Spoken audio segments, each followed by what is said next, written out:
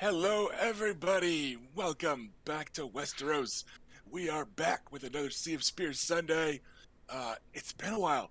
Our last several months have been plagued by real life, and we came perilously close to being real life plagued again this weekend. But luckily, the death rays from Saul did not quite manage to kill my wife on Friday morning. Though honestly, like the first part of this episode would have been okay because she's actually going to be off screen for a while. But I probably still would have had to cancel if she had just been incinerated while sitting on the side of the road in Texas. Oh, who would have judged you? Not her. Yeah. So we had we almost had to like skip another one, but we know we've been a little spotty lately. But it's statistics catching up with us after like a 70 episode run where we missed like one, so apologize for that, but we are happy to be back. We are happy to keep on grinding, and we are happy to continue working our way towards the Targaryen solution, or the Nymerian riddle, or I don't know, whatever. Yeah, let's stay away from the something solution. That Well, sounds a little nefarious. Fine. All right, historical precedent and all that.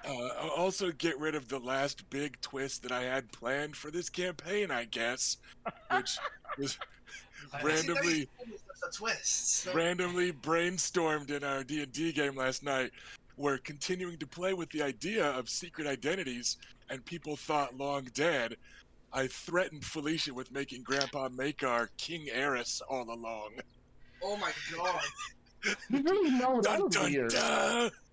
What a twist!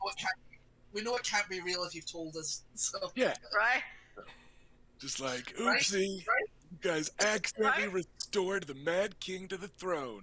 Oh, and he stops cutting his nails again, so he's gross. Yeah, just normal stuff. Remember how they kind of dwelt on his fingernails a few times?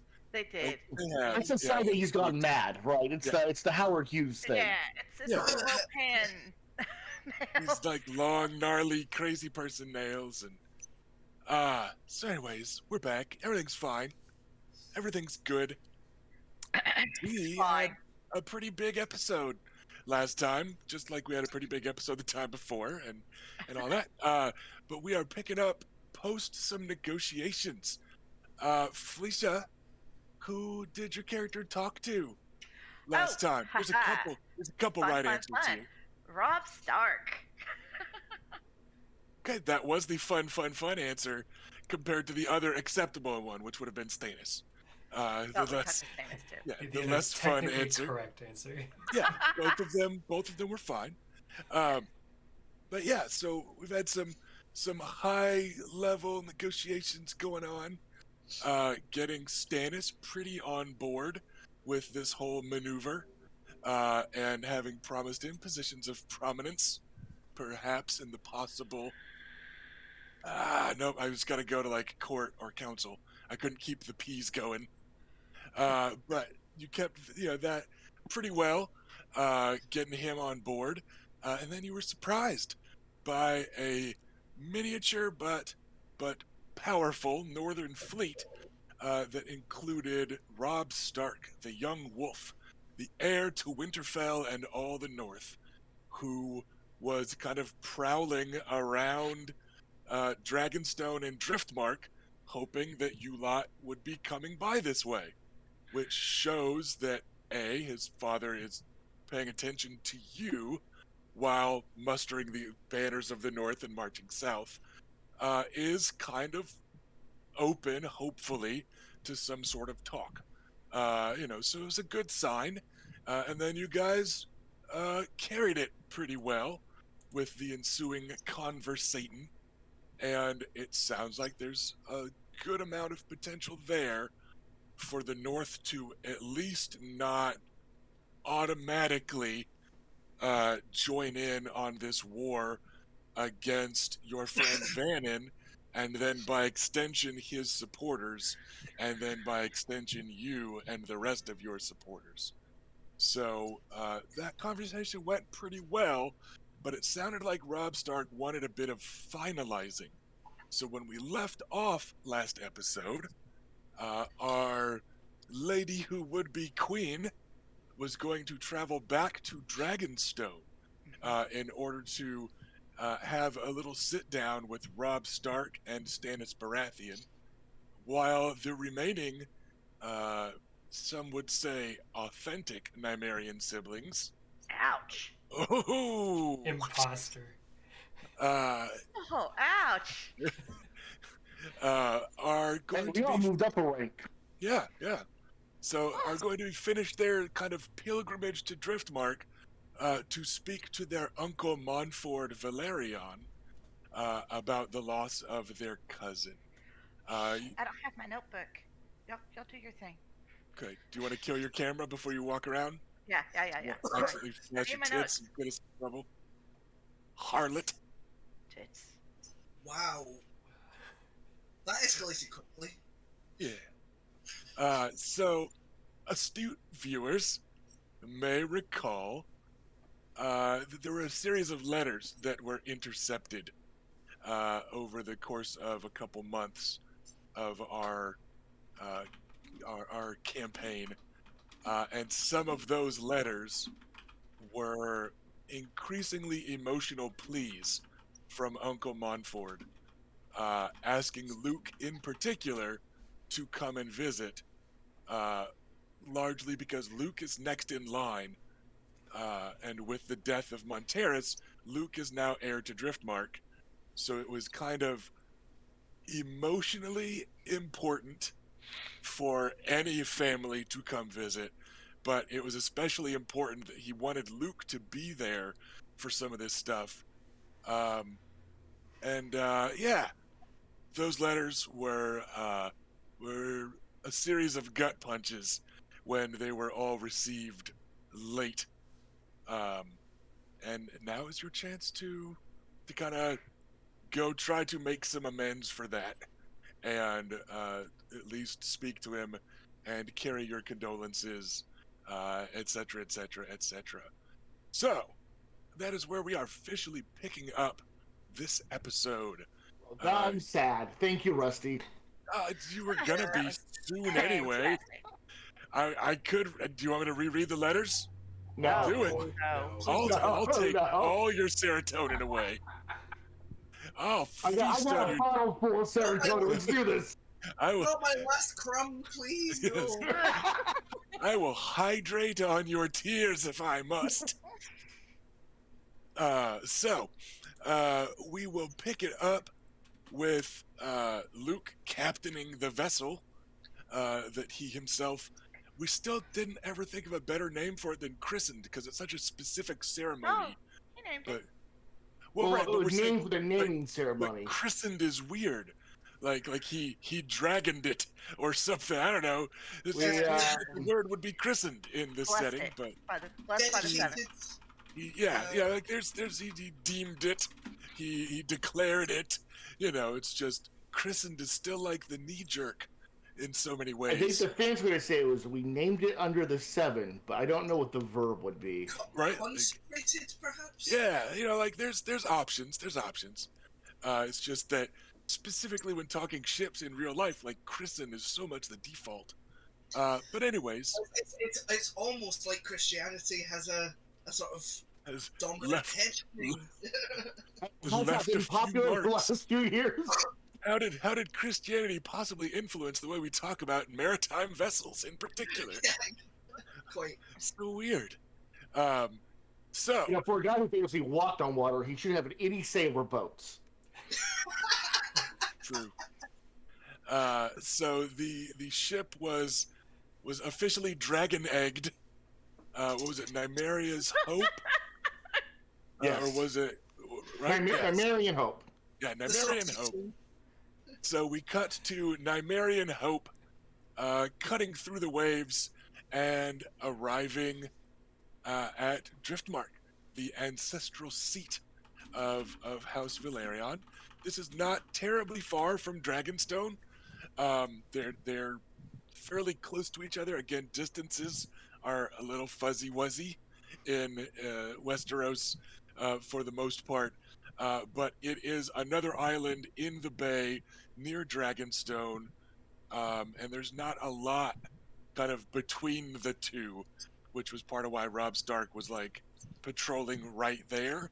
He's like, this way we can probably spot them whichever one they go to, right? But it's a low-lying island, but it's very fertile, as opposed to Dragonstone, which is very stark and imposing and volcanic, which in real life should also actually make it fertile, but whatever, it's a fantasy setting. Um, and it's got multiple towns on it, not cities, but more than one town. So that tells you something about just kind of the size of it and the way stuff is kind of spread out along it. And it is a fairly green and pleasant place, especially compared, for instance, to Dragonstone. So, Driftmark itself is also a new castle. This one was drafted by the legendary Corlys Valyrian, who Luke in particular, I believe, got a few history books about. And yeah, that is the site of High Tide and the Driftwood Throne and all kinds of cool stuff. I'm gonna Lucius in his breath as we arrive. This is our mother's homeland. It's true though. It is. And so yeah, it is not an unpleasant view as you arrive, despite what is likely some complicated emotional feelings amongst humans, given the nature of this visit and the timing of it. But you also aren't met. You aren't challenged as you approach by any sort of patrolling vessels, but you're not met at the docks with any sort of fancy Valyrian escort or like Valyrian challenge, or even just the usual sort of dockmaster asking for pay. Everyone you see in official Valyrian colors, like there's a handful of like garrison guys walking the docks looking for crime, kind of gold cloaking it up, right? And there's, you know, the harbor master and his underlings and stuff like that. Like everyone that you see in the blue and kind of seafoam blue and silver of House Valyrian is like pointedly ignoring you guys. They're I didn't not expect Uncle to meet us in the docks, but this is a rather queer welcoming, isn't it? It's a worrying welcome, is what it is. Yeah. they aren't turning away from you dramatically in like a symbolic I turn my back on you sort of way, but they're just kind of just not being friendly. yeah, they're just kind of acting like they're under orders not to respond to your presence. And you pick up on the fact in terms of etiquette and stuff, especially Adam, that this might just mean that your uncle doesn't know how he's going to respond to your presence yet, so he told them not to. It's a very weird thing to not have a pleasant or unpleasant, group to meet you on the docks. Adam, what do you think of all this? It's possible. Oh, I think if something had happened to him, we would be greeted. So I don't think that this is that kind of difference. But it might be a caution on his part. He might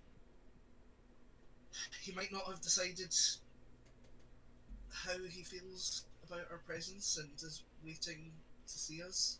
I think this is a good sign. Yeah. For the reason that you just said. If he was so upset to be cross at us that he didn't want to see us at all, the response would be different. The door is open. I think you're right. It's definitely not the best response, but there are definitely worse ones. So I think this may be him being guarded he's been through unimaginable pain, and I can very much understand him wanting to shield himself from more of it. Yeah. Well, we'll leave the bulk of the people on the ship to secure it, and we'll go forth with a small garden. On the upside, it is almost always pretty easy to find where the nobles of a given place are in Westeros, because their building is kind of always the most prominent one, even when it's not quite a proper castle or the like. It's almost always like the biggest tower, that sort of thing. So, and it's also really common for the most prominent street or road to go literally to their door, because there's kind of an assumption when towns and cities are built that it is for the convenience of the lord of the place, right? So They're lucky small folk to use them at all. Like, yeah, honestly, it could all be like that imperial road in China, I think it was, where like only the noble family got to walk up it and stuff. Yeah, like, so you guys are luckily going from one of the more prominent sets of docks to Castle Driftmark. So the road is broad and clear. You're not getting any sort of hostile response from random small folk scattered around. It's just a bustling maritime market going on that, kind of reminds some of you of recent alterations you have made to your own seats, as you've encouraged maritime trade. And this is not the most preeminent maritime trade in the harbor that is King's Landing. But the thing is, Driftmark is closer to the ocean than King's Landing. Like, you've got to sail past Driftmark to trade in King's Landing. So they get a lot of other trade goods here, and they get kind of some different prices here. King's Landing is maybe a little more Hollywood Boulevard type of trade, and this is a little bit more of a down-home market that's a little more authentic, right? Kind of just different imagine scales like or classes. more taxes and fees at King's Landing too, probably. Yes. Though, I mean, of course, good King Joffrey, I'm sure, is renowned for his generous spirit and love of the small folk by now.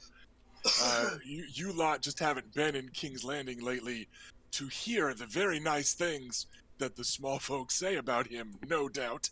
Oh, no doubt. I'm sure everything's great there right now. I'm sure the poets and musicians have wrote countless tunes lauding his praises. Yeah. Me too. I mean, So I assume our entourage is a couple guards, Ferris, and then Oris. Does that sound I think good to everybody? Oris was going with Raymond okay. to Yeah, make sure there was no shenanigans. yeah, that's fair. It's unlikely that Robb Stark would endanger the upstanding reputation of his father, but there's still a kind of a principle of the thing. Fools to assume that and sitting with nobody. We should have with the most concentrated guard we could. Yeah, It's one like, man, but this is the most people we can fit into one 5-foot square on a battle map. So you get Oris. Yeah, it was just an efficiency thing. So yeah, but it's you guys, Ferris, and probably like a foursome of Nymerian spearmen. So 2 walk in front, 2 walk in back. They are all acutely aware that 2 of you have cooler spears than them and are better with them, but they're like, it's the principle of the thing. You are expected to travel with some amount of guards and entourage. in my head, I'm trying to balance the we're badass PCs with like what we would realistically have. Yeah, You know, and their spears have like little Nymerian banners on them and stuff, to show that you're not trying to hide or skulk. It's just part of what's expected. Honestly, sorry, my full chocolate button. Honestly, look, a modest entourage is probably better in these circumstances anyway, so this is fine. This is what. I agree. So, yeah, and you're able We're making our way straight there, so. So you're able to make your way down this bustling kind of trade market street, and get all these scents of spices and stuff from your recent expeditions to Essos. You're like, yeah, no, like that was way cheaper across there. These traders know what they're doing, but it's a very interesting kind of mix. You're missing out on some of that Dornish flair that you expect, but yeah, it's a bustling, very lively town that you are making your way through. Not coincidentally, it's called Spice Town. Uh, you know, so you then have a stark contrast when you arrive at Castle Driftmark itself. It's a grim-looking castle. It has that in common with Dragonstone. It's often damp, the stones, just from sea spray and all that, and there's an almost kind of organic look to it because the walls are stained with salt in layers and in places that kind of come and go with each storm.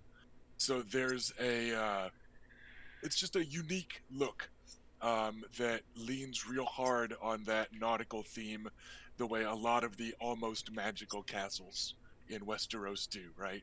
Um, but even for the reputation that Driftmark has for being kind of grim and foreboding, there is a stark contrast when you walk through the open gate, where again the guards don't try to stop you.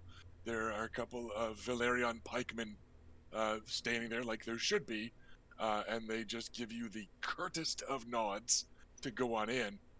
But it suddenly feels silent and dead, and almost like being in the tomb-like catacombs beneath House Will, right? Like going from the color and the all the shopkeepers yelling and selling stuff, and all the kids try to get you to come to this other market, and stuff like that.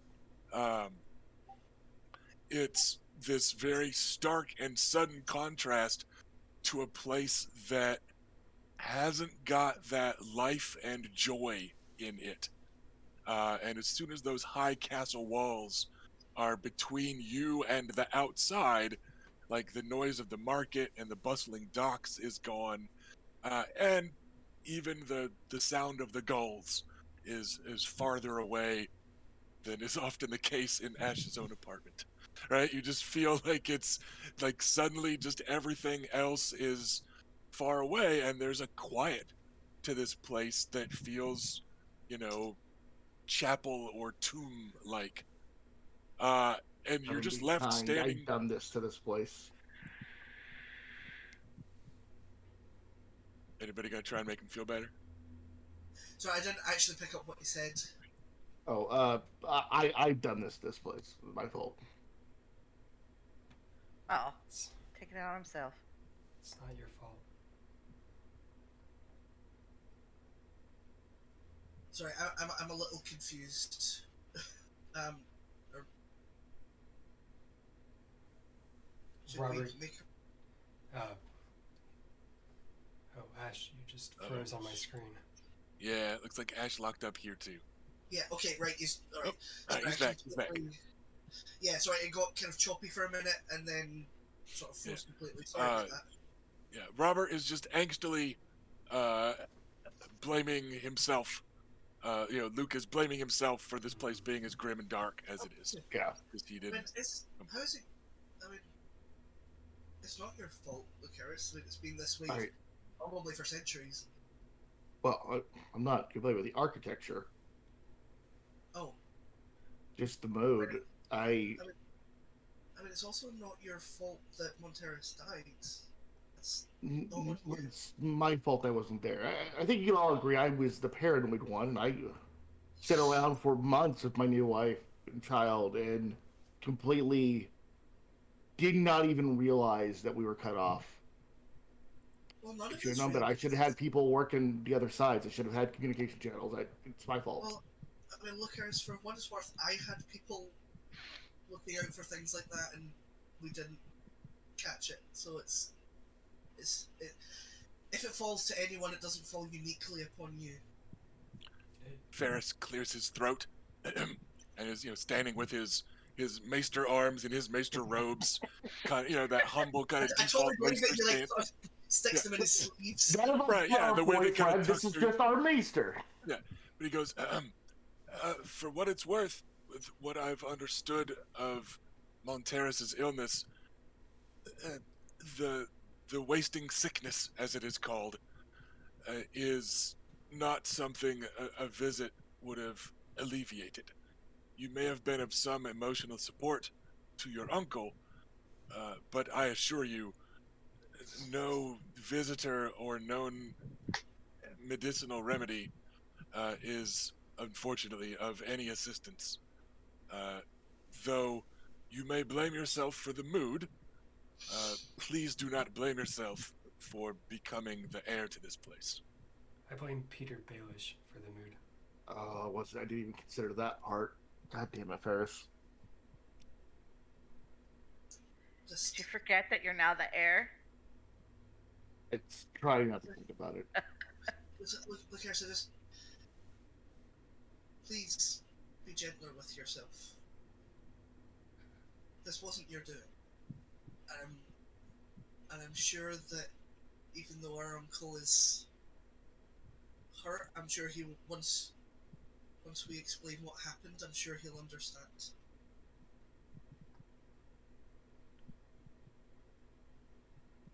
Thank you. I'll try. Unfortunately, it looks like Castle Driftmark itself is not inclined to be soft with Lucaris, as the courtyard itself is just empty. There is one open door that leads to what looks like the main hall, but even here in the castle, nobody has stepped into the courtyard to visit you, even as you've milled around here for a minute or two. No one has come to greet you. No one has offered bread and salt, and also the ramparts have not filled with crossbowmen to mercifully bring an end to your guilt. Well, So I expect much as the tide. Sorry, go ahead. I expect he knows we're here. We should head to the main hall. I'm certain that he's waiting for us. I agree. Much as the tide waits for nobody, we should move forward. Indeed. And you are able to do so as you walk through, and you're unchallenged in this movement again. Like, it's not some ambush. You don't suddenly hear the rains of Castamere or whatever. You will be safe, but as you are walking through the doorway to the interior of Castle Driftmark, our camera angle is going to drift and show Queen Rhaenys emerging to the interior of the Great Hall of Dragonstone. Or rather, let's go for the room. Oh, that's a good edit. The editor's on ball. Right? Super smooth. Wow. Super smooth transition. Like, they did the thing where they zoomed in on, like, the costume of one of you, and then it zooms We out. walked in, and then Yeah. she walked out, and we're in a new place, new Fucking establishing seamless. scene. Good Hey. stuff. A+ work. Unlike the TV show, our production values are getting better Yeah, they say, at the end. stay high.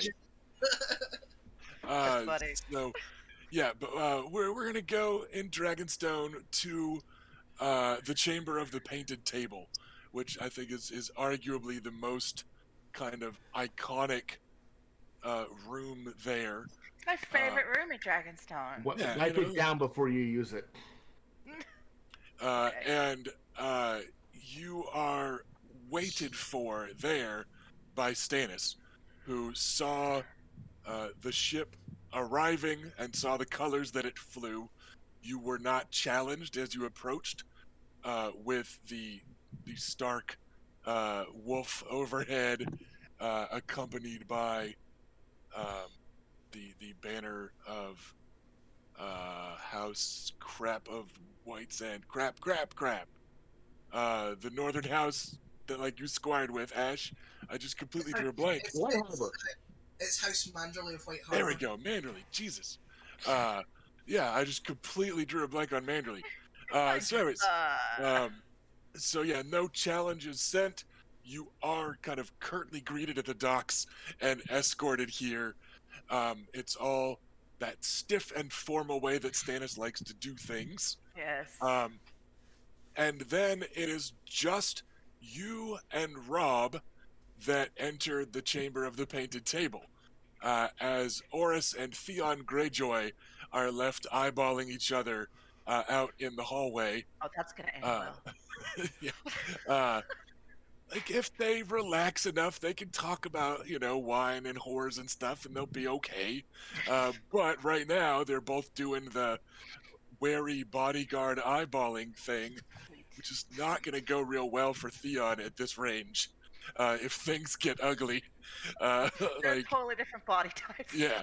So, but they're left outside, and yeah, then in the chamber of the painted table stands Stannis Baratheon, who is legally in a kind of nebulous zone where he kind of should be Lord of the Stormlands, as the eldest sibling, because you aren't queen yet and haven't officially, but like it's all a little weird right now, because Robert kind of winged it at the end of his rebellion. But like legally, what should probably be happening is that now Dragonstone is Renly's, and Stannis should be down in Storm's End, and all that. So he's just where we're going with this, is he is a prominent fellow, that is currently entangled by two of his favorite things that are potentially going in different direction. That's like law, tradition, and duty, like all a mess right now. Right. With like, legally this should be it. The precedent is this, like, but, so it's a kind of a mess, but his fate is written somewhere on this table, just like yours is. And you are accompanied by the heir to Winterfell and the North, who is very stiff and formal with Lord Stannis in return. But once those greetings are done and you've all had your bread and salt, he does have the human nature and kind of relaxed, affable charm enough to shuck his heavy wolf pelt layer of cloak. That's one thing when you're out on the water, getting the wind blowing at you and stuff. Right. But inside, it feels a little stiflingly warm, and he does not pull a young she-bear and insist on keeping it. Instead, he kind of gives an almost rueful smile, like, you guys get it. I had to keep that on during the greetings, but now that I'm a guest here, I can, take it off and be a little more comfortable. Stannis does not return the rueful smile or give any sort of approving nod of comfort. On what end of the spectrum are you falling in regards to this casual gesture of Robb Stark showing himself to be a guest that feels at home here? How do you respond? This small, maybe nothing moment. How do you respond to Robb Stark's kind of friendly catching your eyes and making a bit of a face? Right? So those social test. Like the third time you bump into somebody at work in the hallway. Like, what do you do? It's different. Right? That you kind of give him that that I know, right? Like, Right? You just give him that nod, or what do you? So what's your response here to Robb Stark bowing to creature comfort for a moment in a kind of affable, like 19-year-old way? uh, I mean, it's just a matter of. I mean, All I right, so get just it. a bit of an agreeing nod. Yeah, it's Uh, kind of like, yeah. I mean, okay. it's You're like, I don't know what it's like to be too warm. I don't have that problem, human. But sure, I get it. It's a different climate. You're not looking faintly disapproving like Stannis is, no. right? Just you're okay. I'm trying to get a pin on what flavor of Targaryen you're going I mean, for. I totally You get know, it because, like, like you were talking about Alisane, it brings to mind Alisane, and that's a fond thing. That's a fond thought, and and uh, it's seeing him being practical about it as opposed to being prideful about it. okay. Nice. And there is one more kind of implication about that. You realize as Stannis gestures brusquely off screen and some wine is brought, Robb Stark has made it clear that he plans to be here negotiating for some time. Hmm. And on that realization, we will doodle-doop back to Driftmark, some handful of miles away. Because we're not going to roleplay through the dry and serious, nitty-gritty detail talk of Oh, that thank potential God. alliance. Because all those little things do matter with heads of state, Right? especially when things are as tense as they are right now, and especially when the heads of state are as absolute as they are in Westeros in a way, right? Where the personality of a ruler really does matter a lot. Yeah. And also in this kind of quasi-magical Westerosi way. So sometimes those small touches are really important, but we're not going to spend 4 hours as I roleplay as Stannis and Robb Stark, and Felicia roleplays as trying to get us to see eye to eye. We will Like save that for three the and a half bedroom. hours of both of them like discussing details of some minor border dispute or an island in the river nobody's heard of. Right? Right? Like, But, Not like, by the way, happening. don't think I didn't hear what you just said before Robert yeah, started speaking, by the way. saving that for the bedroom after the stream. Yeah, of course. Uh, so, back to Driftmark. It is not terribly warm and inviting inside. Uh, it is a little stifling. It's that flavor of the wind not moving or the air not moving, right? It's just this kind of stifling and uncomfortable and stale air feel. Again, it just kind of the mood of the place is dark. As you are brought to the driftwood throne upon which sits your Uncle Montfort. He is um, a fairly handsome fellow in that classical Valyrian way. He's got that long, pale hair. He is decked out head to toe in that blue-green, that sea-green color of silks. And he has a prominent seahorse brooch in like white gold uh, as kind of his token or go-to kind of iconic piece of jewelry, right? The sigil of his house. Um, but there is no mistaking his posture upon the throne, and that is brooding, right? He has been sitting there for a while with maybe not the best, upright posture, not the friendliest expression on his face. And he looks a stern, disappointed, sort of unhappy as you are entering. And you get the feeling that he's been like psyching himself up to be mad when you guys get here, right? You've had meetings like this yourself by this point in overseeing your own realms where you're like, look, I've got to be shitty to somebody. Like, I need to kind of get my game face on. Like, when we have to tell the children why they shouldn't do that, you got to put on an angry face. Yeah, but you And have to you've gotta, laugh. right? So you can tell that he has tried to build up anger. And maybe the anger built the closer you got. But as you three are arraying in front of him, and Ferris just kind of takes a little step back, your guards are waiting over by the door. It's these three that are now arrayed in front of him. It almost cracks. And looking at you two in particular, Luke and Adam, he almost just breaks and cries. And you're sure that he is seeing who Monteris never became in 10 years, 15 years, right? It's hard to look at those distinctive Valyrian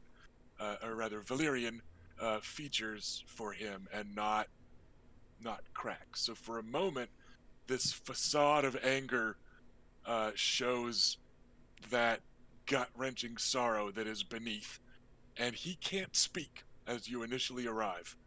He Well- just kind of chokes up. Well, for Adam, there's no almost cracks. He's been emotional the entire journey, and it's deliberately dressed like in black,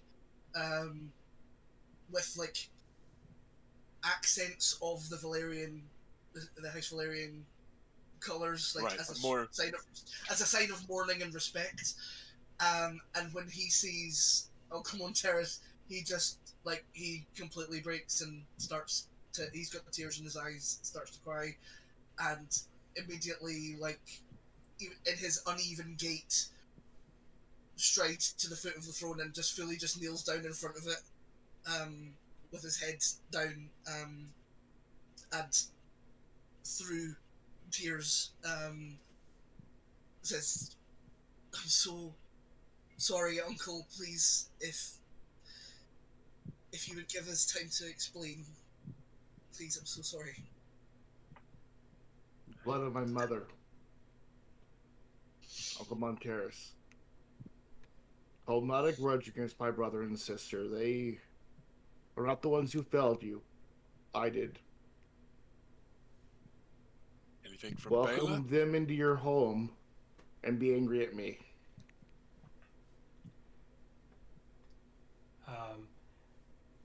Yeah, Bela goes a little bit more,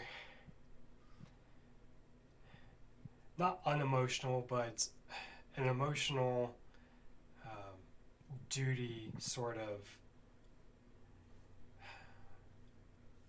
stately kind of bow to him as entering his home, his castle. So she kind of pulls a Stannis approved, stiff and formal, stoic, hiding the emotion type of move. Not hiding the emotion, but Okay. will physically go through with the Stannis movement, if that makes sense. Okay. But just staying kind of stiff and formal as the way of not crumbling, sounds like, right? Like that type of thing. Gotcha. Yeah, like the face probably gives away a lot if the movements don't. Right. Okay. He draws his foot back from Adam as Adam kneels at his feet. Like I don't want you grabbing my leg and weeping and wailing type of just He's you not, weren't. he's not grabbing or wailing, but I know. yeah. That was his response as you approached, was to not quite flinch away from a touch, right? And then you speak, and then Luke speaks, and he just gestures, and a servant, not a maester.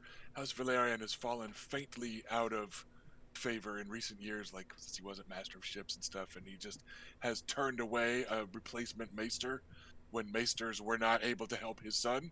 So it's not a maester, it's like an elderly steward type, emerges from, off screen and is holding a platter clearly hewn of driftwood, right? Like some particularly large piece of driftwood that they then just kind of left with some of the irregularities and that pale color and all. But it's a serving platter, and it's clearly got bread and salt on it.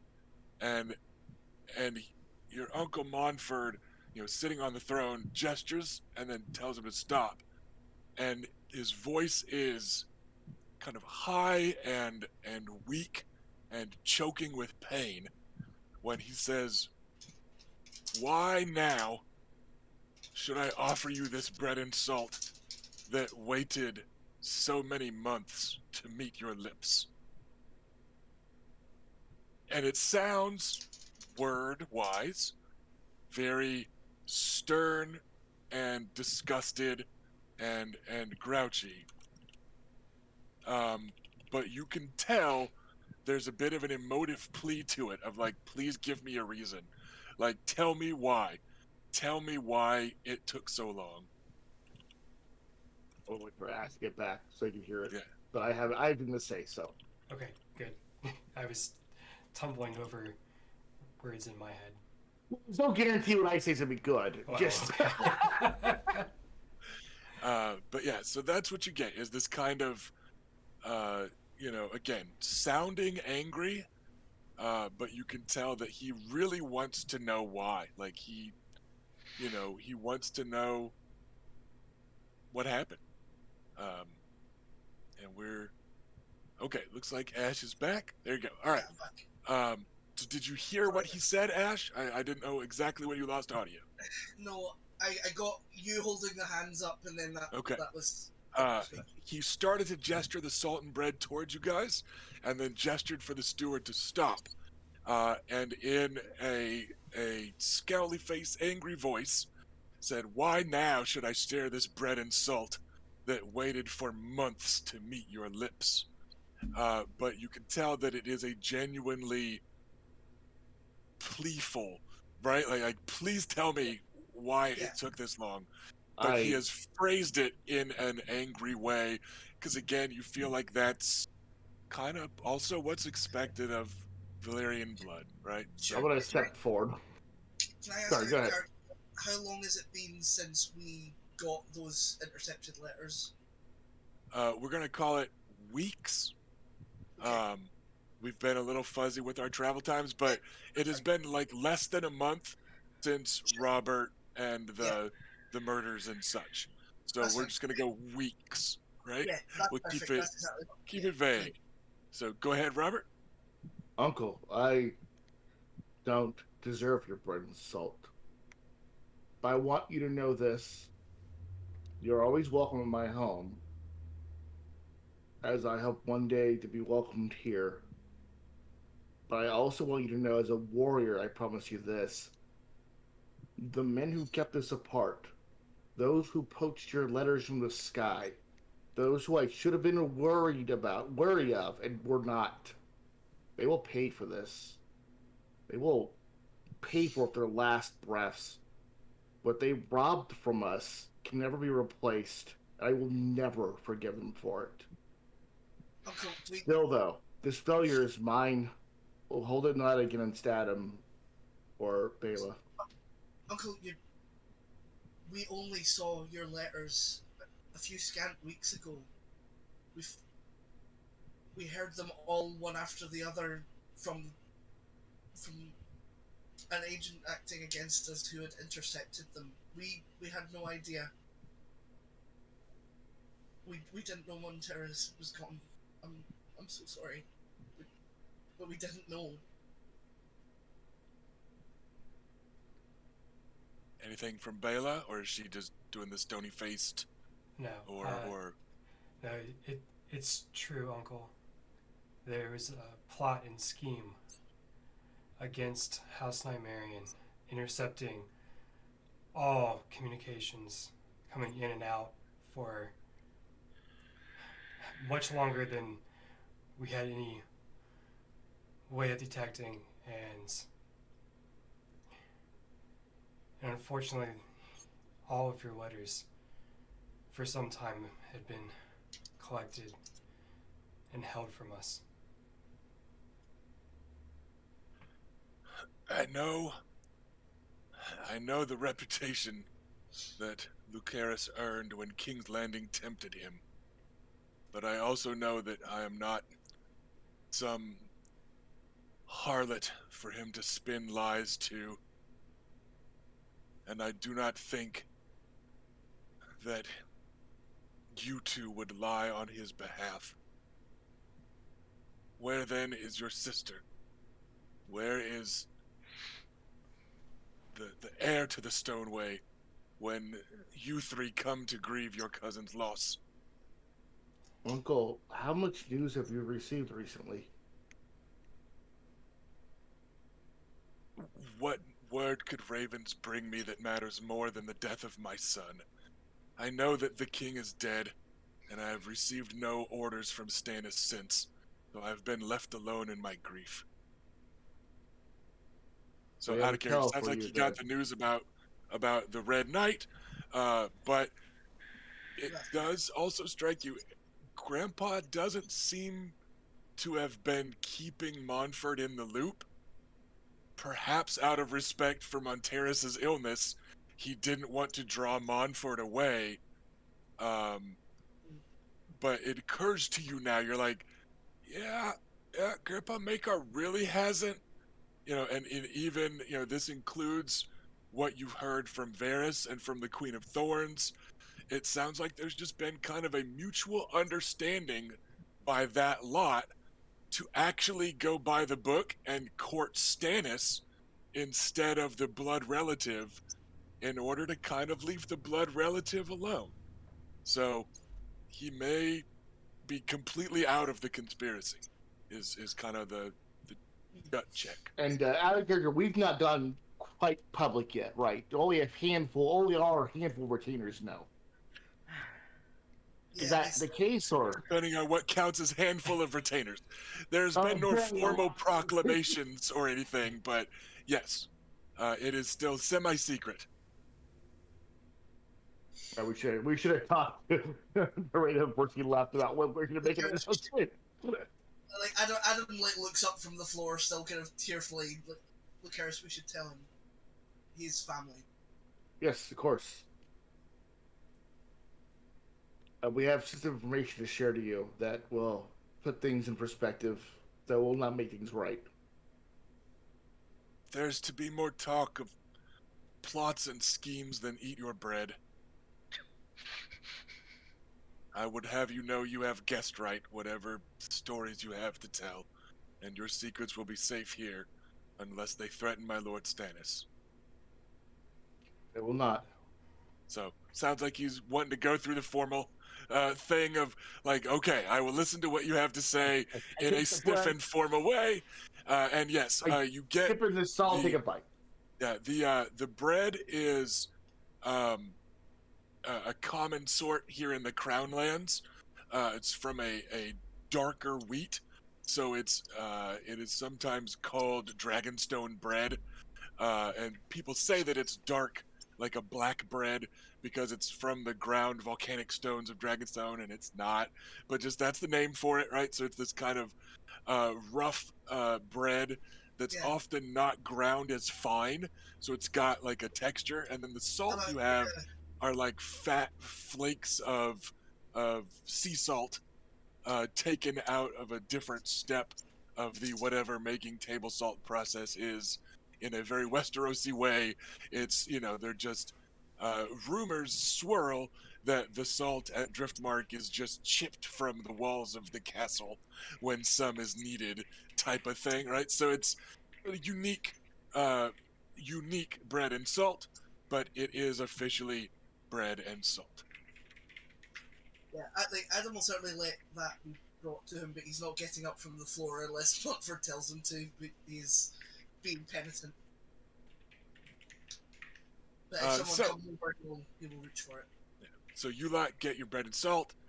Ferris takes the plate and takes it to your men, and their steward kind of backs off to whatever dimension door he appeared through. So it is you three and your uncle kind of left alone in the light of the throne room. People are giving a polite distance. And let's hear this. I want to hear how you guys kind of summarize everything. Who wants to 'Cause do this? I also thought that would be fun this episode. I'm willing to if you guys don't want to, but I figure you guys might want to. Well, I mean, like Adam is like burning to tell him this stuff, but he's also the lowest in the pecking order out of like the three of us. So Wow, that is what we're just getting out of here. If you want to, I'm sure it's perfectly fine. I mean, it kind of is up to Bela to start speaking or to give the nod next. Sure. I'll kick it off a bit. And say, Uncle, it seems that my grandfather and several others conspired to hide a child from our bloodline all those years ago. And my sister is that child. She's not Nymerian. She's Valyrian. Targaryen. Targaryen. And we are in the midst of an opportunity to right a wrong that happened many, many years ago and restore Targaryens to the throne.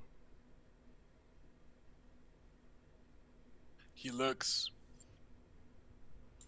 pensive in a, well, this doesn't sound like teenagers making up a lie to explain why they haven't visited their uncle, right? Like, this is, like, these kids are going big, right? Like, there's this look of a fucking what, right? Like a serious squint at you and kind of glancing at the faces of the other two. To visit on Thanksgiving. We were doing treason. Yeah, if it's okay, like Adam would kind of chip in there. Like, two of the people who made that happen were Sir John Connington and Jothos Valyrian. So Rhaena is not Rhaena Nymerian, but Rhaenys Targaryen, and she is not here because she's currently on Dragonstone negotiating with Lord Stannis about what happens next. And the North. I stuck purely to Lord Stannis because that's who Montfort's going to care about. But yeah, he's right, but with also with the young wolf. He squints and still looks kind of taken aback and suspicious of all this.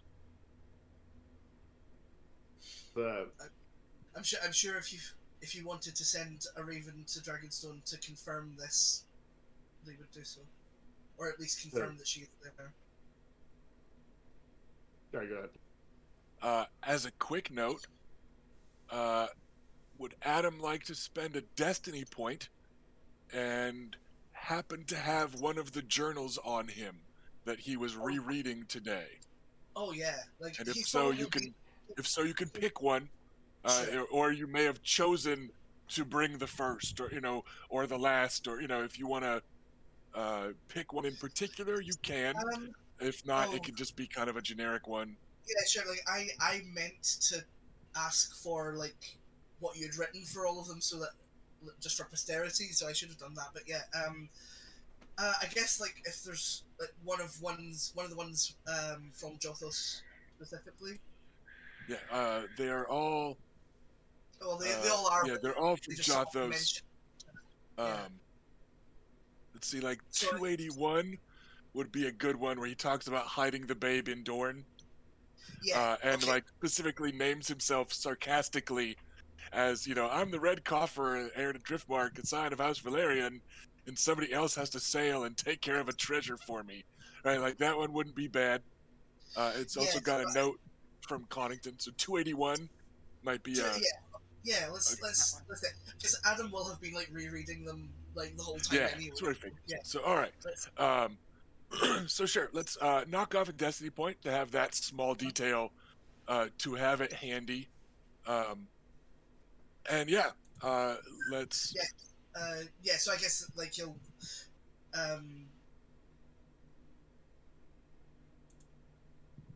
I'll say it was maybe not on his person, that maybe Ferris had it, and Yeah, Ferris, like he probably has, Ferris, one of those strappy things on his belt yeah. for holding a tome, Ferris, and yeah. Sure, like Ferris, please give him the book. He clears his throat as he takes it and he opens it to like that particular part. And your uncle, unlike some lords, is a learned man, and just takes a moment with it, and you see him read it, and he does kind of track with his fingers, and then he stops and he just sits with this book in his lap, and you get the feeling that he is doing math, right? It's he is in his 40s, and like you get the feeling he's like thinking back to timeline, and he goes back and he rereads it slower, and then he kind of flips through it a little bit to make sure it's not like one or two faked pages, and then he gestures again for his aged steward, and leans towards him and whispers something, and then he goes back to the book for a few moments or minutes, let's say, and he's reading it, he's flipping through it, and then the steward returns with some scroll. Doesn't look like a big fancy scroll, it's just some house record type of scroll. Yeah. So Adam would just have said in those like couple of minutes, like this is one of many journals written by Jothos over the last 20 years. We have the others, but this one refers to probably the most relevant details right now. He gives you I don't want to say not a dismissive nod, an offhanded nod, like my mind is racing elsewhere. Noted, sure. There's more, but I'm still thinking about stuff. Right, is the kind of nod that you get, and this scroll gets unwound, and there's no mistaking that they're holding it up next to the journal to compare handwriting. Mm-hmm. And as they finish doing so, like the two things are next to each other for a long moment, and then your uncle just drops the journal and kind of slumps in his chair. Not in a startling, had a heart attack way, but a holy shit, there's no denying this now way. This is a momentous historical thing that I have just confirmed with some awful poetry that my uncle wrote when he was 16, right? Which is also a little surreal, right? But like, that last piece kind of confirming, like, no, like this was actually fucking written by Jothos Valyrian. He kind of starts and he drops it, and he goes, "What? Where is he now? My uncle that made himself a thief and savior."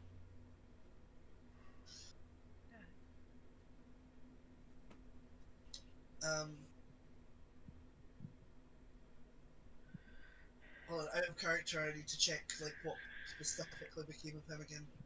He died. He passed me. No, I meant the circumstances. Yeah, like just like natural causes type of. Yeah. He passed. He is no longer with us, but he leaves behind a son, Bryce, on what was the name of the island again? No, it's not his son. Oh no, okay. This is why I was asking for like specifics. Yeah. I couldn't Just remember. no son got left behind by him. He Right, okay, like looks. Yeah, it's okay. We're who's not who's gonna. who's, who's, who's Bryce's dad then?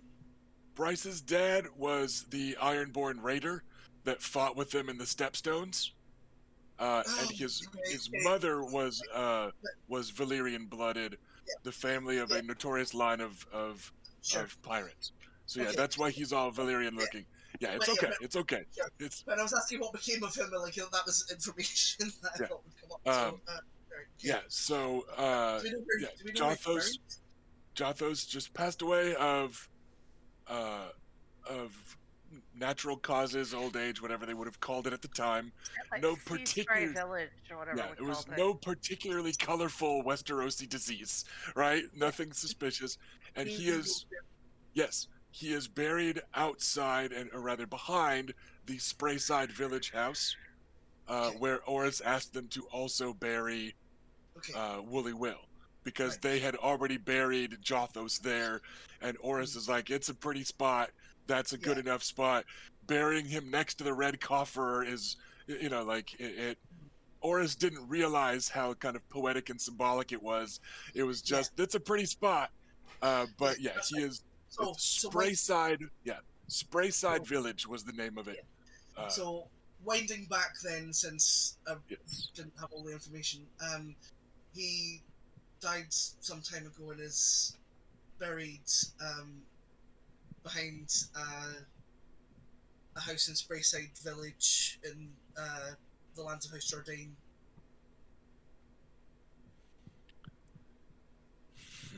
He gives a long sigh. I had thought him dead some 20 years. This death should not bother me like it does. And yet, the stranger is cruel to play such tricks on us. I believe you. And I would know who it is that wronged us so. It was Who Peter made Baelish. my boy die without kin? A big say in unison, Peter Baelish. You guys are like, 1, 2, 3, and so he goes, I do not think that I am why such letters would be kept. But it does not change the fact that he yet kept them. Yes, it was more that all letters were kept regardless of their content. It was He the service of information. It was not denied us. personally. He denied us the last precious weeks of our cousin's life. And then his goons attacked our home while our families were there. Attack we repelled, but what that man has done, he will pay. I understand that games of state are to be played, and that messengers may be slain, and messages may be intercepted. But there was no mistaking my letters for anything but what they were. And an honorable man, served by honorable men, had no reason to keep those instead of seeing them delivered some other way. No, I'm of the belief that it was pure cruelty. No, Peter Baelish, then. I Peter should've- Baelish. And as he says that, like, second dark Peter Baelish, he reaches to a spot on his throne, and you can tell that they're going with this whole, like, rough-hewn driftwood theme for all the woodworking here. And he drags the palm of his hand across a spot that he kind of has to reach for. And then there's no mistaking a trickle of blood as he makes a fist and some of his pure Valyrian stock drips out of a rough cut he just gave himself on some nail, and stains the white wood of the driftwood throne, as he mutters Peter Baelish's name very darkly. If the lights had just dimmed or flared, you would not have been surprised, right? If you were to hear in a few days that Baelish had a heart attack or drowned in the bath this day, you'd be like, that checks, right? Like, it's that sort of moment. Like, he has said a thing, all caps, and stained this throne symbolically with blood that will be avenged. And he just kind of holds for that moment of the blood splashing the arm of the chair. And then we away as a fresh goblet of wine is poured, matching the splash of crimson. And you lot have reached a point in your negotiations, Renus, where Stannis Baratheon has kind of redoubled his affirmation of agreeing with your stuff, right? He will be steward for, there will be a steward for this long, and Storm's End goes to him, and that's fine, everything's good. And he will, right, like he will be, master of law, or was a hand and then master of laws, type of thing, right?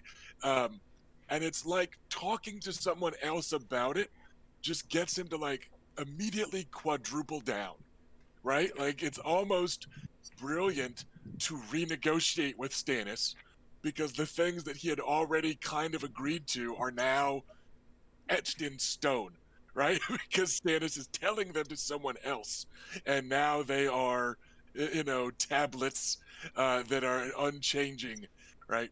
But where the concern is still trying to figure out ways to keep the North from going to war.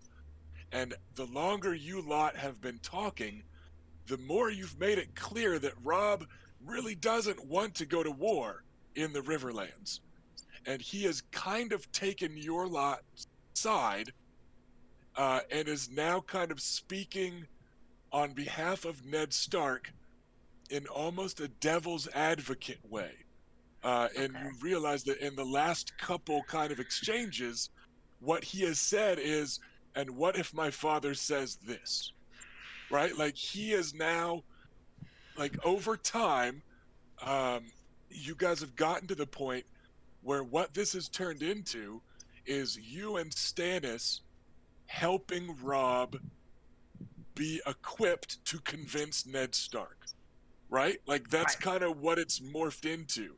He was initially trying to be formal and standoffish and kind of regal, and I am the heir to the Warden of the North. But over time, the kind of just inherent goodness of Robb Stark has him realizing that a compromised position is the way to go, but it's turned into him kind of asking for your help for what he can do to convince his father. And you know what I mean? Is that conversational shift making sense? Yes, I know we're not getting the whole conversation. I'm just kind of trying to describe the broad strokes. Right. And fine. If there is an oath sworn that Riverrun will remain the province of my uncle and his line, then I think the high lordship over the Riverlands can fall where it will. Truth be told, from the talks that we've had, I think perhaps if we let my Edmer and your Renly go hunting together too often, we may just lose the two in the woods once and for all. If it occurs to them they can ride off and have more fun than ruling anything. So I don't think Edmer will begrudge the loss of the Riverlands if the people of the Riverlands don't. But it's still a loss of face to House Tully, Yes. and then by extension Stark, and thus by extension all the bloody North. And we're not big fans of losing face. Well, what about what would soothe that? Marriages?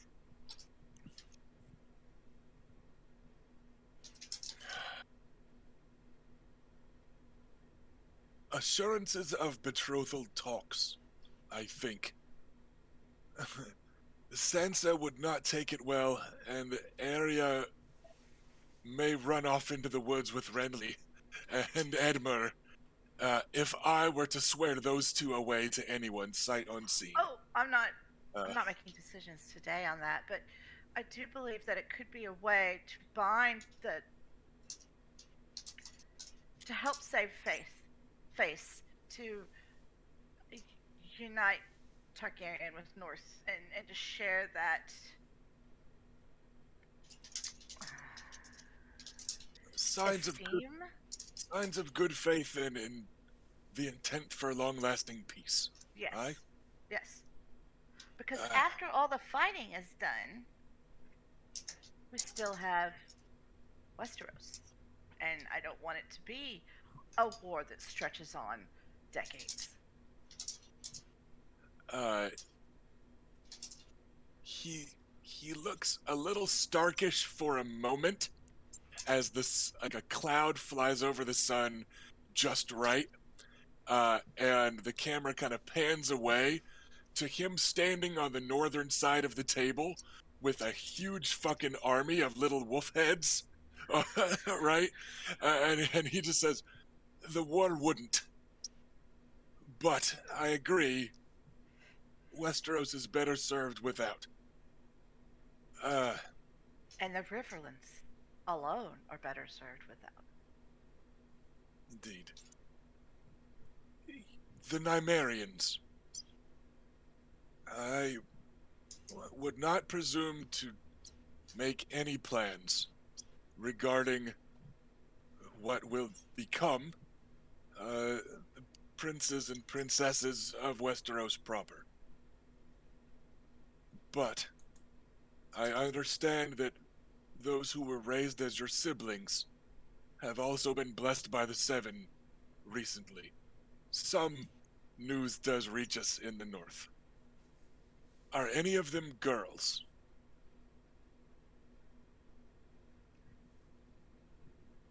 Yes. Wait.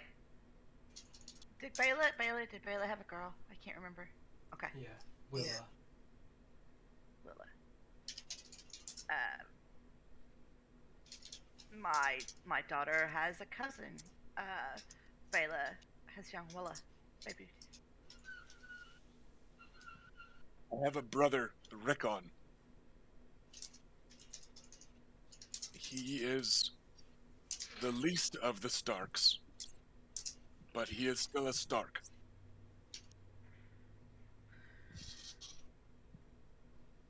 And he gives you a kind of, it's a big brother look, right? It's a look. I'm talking about my sibling. He goes, he gives you a look and he goes, he's 6.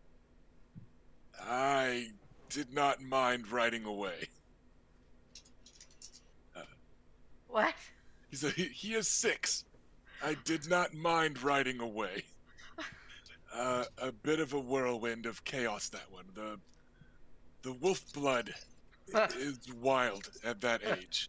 I think you do well at Wyvern's Rest. Your Willa. Our He Willa. raises an eyebrow, just like doesn't know how old she is exactly personality yet. Anything? Aren't all our kids about toddler age? That's a word. Yes. Yeah, very They're young. like 2? Yeah, I think they're 2-ish. Bela had her daughter first, right?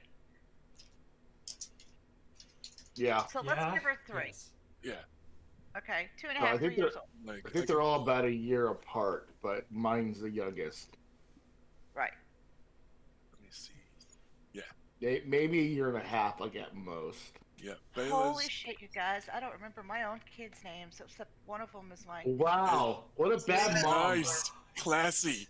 That's Nice. Lena and Luther, you monster. Like, even What? I Man. remember those. Not even the queen yet. Jesus. Luthor... What was the other one? Lena. Lena Named after- Yes, okay. After Lena Valerion, After Lena whose Valerion. island is right over there. Dude, The I one don't you're remember my own not parents' visiting. names. I'm gonna say named after the famous I- supervillain family. Yeah. I remember our parents' names. But yeah, so he just raises an eyebrow and he's like, You're Willa? Her parents are my sister Bela, and Balin. So Balin Sir- Swan. Sir Balin Baylor Swan, And, and you know... certainly not Sir Meryn Trent, as I understand it. Is that Bela? Yes. She might like riding on Shaggy Dog. Sorry. Reckon as a wolf. We all do. I look around. He rides his like a horse. I did not torture mine by bringing it aboard ship. But it sounds like those two may get along. We certainly are not betrothing them today, but is that a potential match that I could bring to my father? Absolutely. She says, without conferring with Bela. Bela is now heir to Wyvern's Rest, which makes Willa also in that line. I'm hoping she has more children so that we can put someone at will.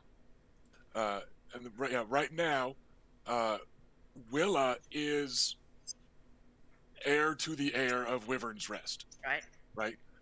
Because her being a girl does not matter, Dorne being Dorne.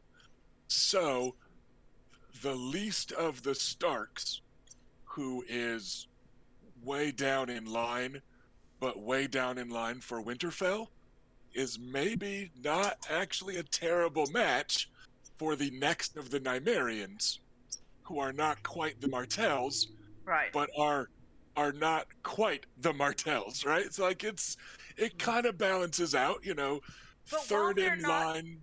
they're not Yeah. blood related. There won't be blood related to the throne, but they might as well be. Not super close blood related, but pretty blood, yeah. They're not super far. They were clear. House Nymeria will clearly have the favor of the Iron Throne, should all go according to plan, in addition to their already relatively recent meteoric rise. So, Yes. heir to that versus down the line on Winterfell is maybe not the worst, thing. It would not be an insulting match to either. I don't think so. Yeah. Even if he's just going like, this is the sibling that will care the least if I float the idea, and that's why he thought of it. It's like, please tell me you have a girl available. So he gives a nod. I will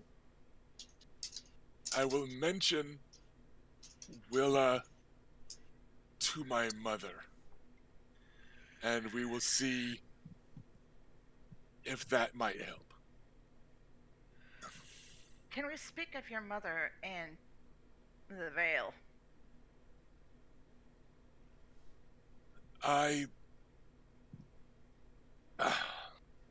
And here his gaze kind of slides down the table to the Veil of Aaron, which is just a cluster of little statues that aren't placed very specifically. and a Is there a sign that like swallow in nobody that knows. little spot over there? They're all House Aaron Eagles. Okay. They're keeping it simple with the symbolism on the kind of chess pieces here. Because the Vale is far away from the north, and my Aunt Liza's heart is there, not with my mother. We do not know what is happening behind the sealed gates. And we As do do not we. know what her plan is when those gates open. I think the Lady Lysa cares first and foremost for the safety of her people. And as she is grieving the sudden loss of John Aaron, I think she will stay in the Vale if she can.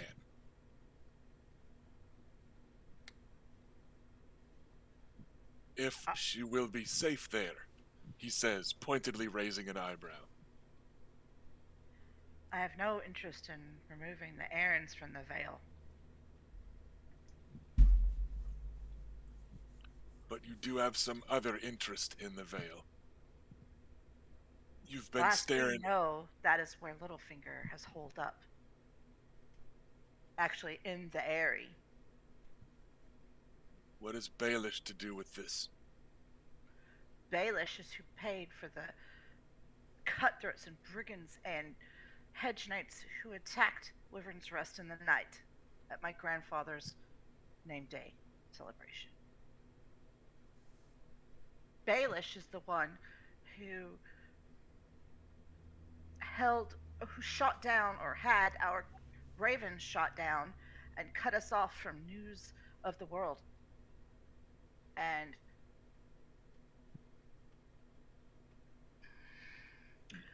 stole our family's opportunity to be there for our Lord Montfort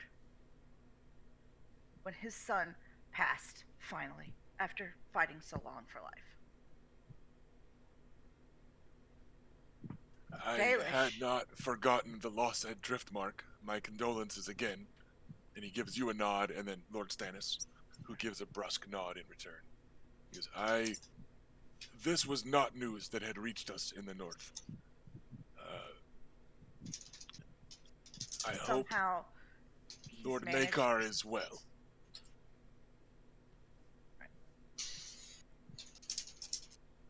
I don't know what hold he has over the lady, but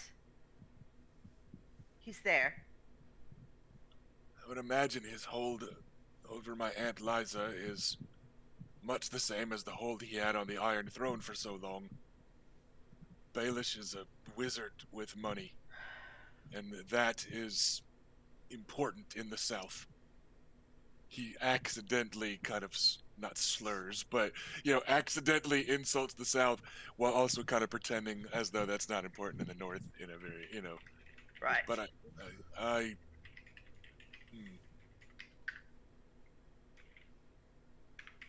don't. When was this attack? I tell him. I don't even. That was like, what, 3 weeks ago? Something like that? So, a few days after that tragic loss of John Aaron and King Robert, and here he nods at Stannis, because it was his brother, not just his king. I don't think it's likely that's a coincidence. Correct. So he's involved.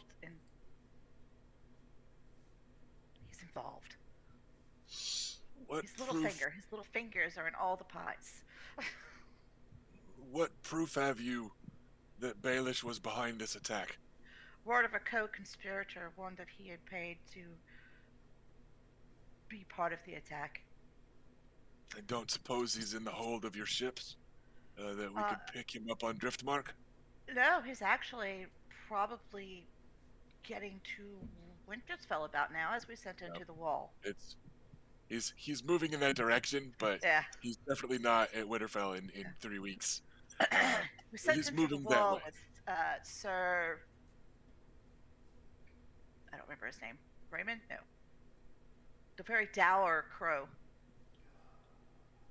Oh, Sir Are you- Alistair Thorne. Yeah, are you forgetting Alistair his name Thorne. in or out of character? Like, I'm sorry, was the very dour crow an in-character thing? Yeah, well, Okay. sure. Here you go. Sir Alistair is unlikely to misplace those put in his care. For the record, he's highborn. It's, I just went blank again, guys. What are you? Lynn, What are you are looking you for? forgetting Lynn Corbray? Lynn Corbray. Sir Lynn Okay. Corbray. Like, his name is Sexy McButt Pants. All I could picture was the leather pants, honestly. Sir Lynn Corbray is on his way to the wall in the keeping of Alistair Thorne. Yes. For his part, that was his negotiated. Sir Alistair, it has been some time since Sir Alistair supped at Winterfell and began his journey south. I believe, though, he was making the southern journey along the western coast. Oh, Out of character, that tracks, because you guys are on the eastern coast, so he was south, all Yes. up through Dorne, Right. and then north. back up the other side, yeah. Because he came down from King's Landing. So, no, he didn't. He was No? going up to King's Landing. Okay. Yeah, he came down the western coast, went south all the way, and then east through Dorne, and then was going up the east coast. So, he raises an eyebrow in concern, and then Stannis says, "What do we think the odds are that Baelish does not know this? With his penchant for spies and thieves." And out of character, Not good. circling for a moment because Felicia is an on-call nurse this weekend. Once again, It's not a. It's one it's of my okay. RNs bugging me about next weekend, so I'm just telling her I'm doing my live stream. I'll call her later. you're like, "I'm busy on my OnlyFans." She called me twice in a row. She just Saying if you want to make sure they don't call you back, I feel like that would be one way to do trying it. to call. They should be like, wait a minute, at least, or text You instead of can get immediately her OnlyFans and do a collab. Anyway, We'll love that shit. So honestly, I hadn't Oh, even sir, considered oh, that sir, level Mike, of treachery. Charge my castle on your steeds. so Rob kind of looks down pointedly and goes, which means that the greatest evidence we have of Baelish's wrongdoing is hopefully on the road north of King's Landing by now, but passing through the war-torn riverlands and near the closed gates of the Vale. Oh my. By the 7. It's only an issue to him. We already don't care. We'll get our vengeance. I care. Yeah, I can be very sure what you're doing, but If, Okay.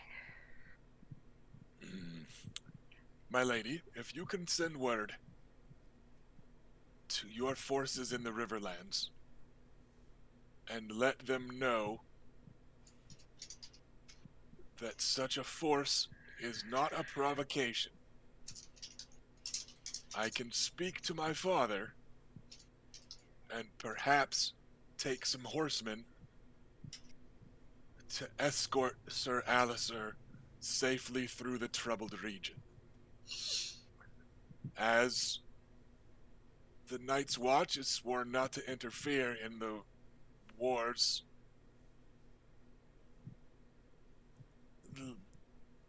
I Those men- believe it does Right. not break character for Winterfell to follow our traditional oaths and make sure that they travel safely through an area under such threat.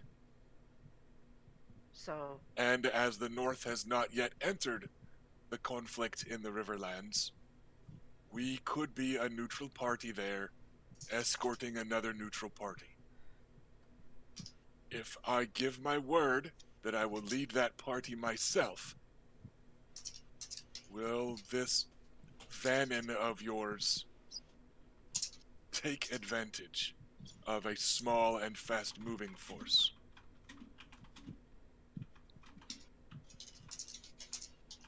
Out I of don't character, he's worried, believe partially so. because you guys are in bed with the phrase that he might be giving Vannon just what he needs to keep the North out of the war. If And hostage, right? Yeah. But he's just he eyes you and is just straight up asking you about Vannon's character. I believe that were I to tell him not to, then he wouldn't take advantage of a small force in here. It's like, well, Stannis speaks up. If he was escorted by a knight of Dragonstone as well, as the Crownlands have also not yet picked a side in this Riverland squabble, then he would probably make the decision to leave you completely unmolested. Stannis gives Robb a nod. Robb gives Stannis a nod. You know, like guy stuff. Oh, God. What am I doing? So Robb says, good, then, well, for justice's sake, we can do what we can to help the Night's Watch make it clear of this trouble and avoid any unfortunate misunderstandings on their way to the Eyrie.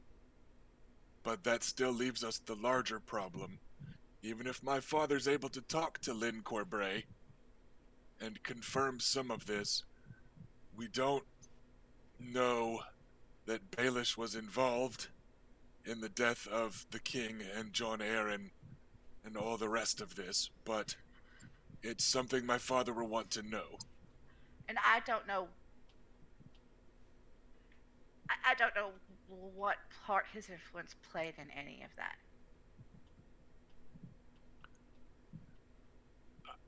There are stories my mother's told of growing up in Riverrun that Peter Baelish are in. And there are stories that I've heard about my uncles that Peter Baelish featured in only very briefly. I don't think the Starks bear him much goodwill, nor he us.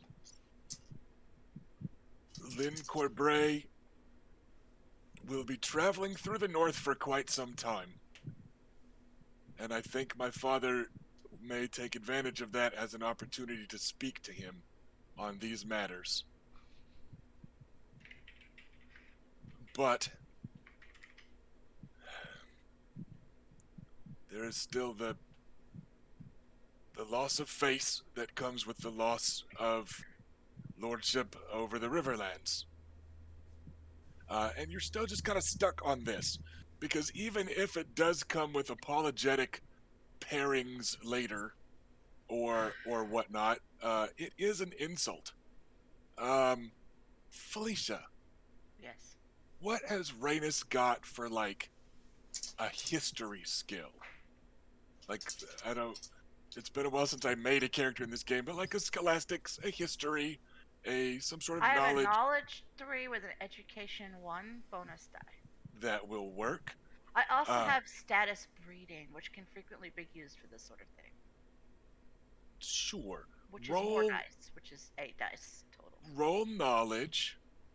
But how many dice do you have in breeding? I have 2 bonus dice in breeding. Okay. So roll knowledge, but use your breeding bonus dice. Because this is kind of a history lineage thing. And it's also in mind fairly recently. In a flashback, it will be in your mind if you roll well enough to think of it now. Oh, I get to keep 3. 13. Okay. For the record, we were looking for like a 10. So that's above the curve. Not quite an extra degree of success, though. So I am going to charge you a destiny point if you want this small detail to be handled via flashback.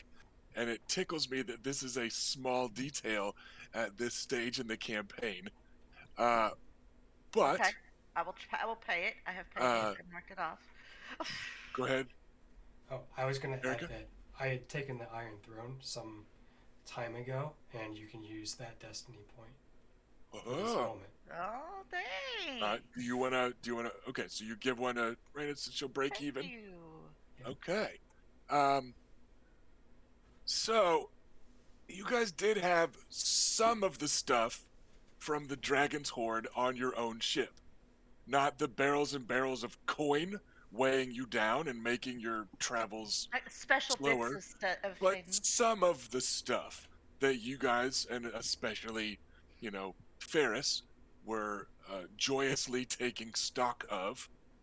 And since you did sail here on the northern ship, while you were fetching your equipment of Oris, would you also have liked to have fetched the crown of Tywin Stark, the king who knelt and gave his crown at the feet of Aegon the Conqueror as the symbol of the North joining Aegon's kingdom and no longer maintaining its independence?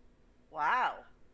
Because, as signs of good faith go, here is the symbol of that respect of your bloodline to mine. Right. Is not a bad symbol. You're not saying that the North is free or whatever, but I'm not going to keep this insult to your house. So does that feel like something you might have fetched and had Oris go under his the Northerners, but is that going to help with like Edmer?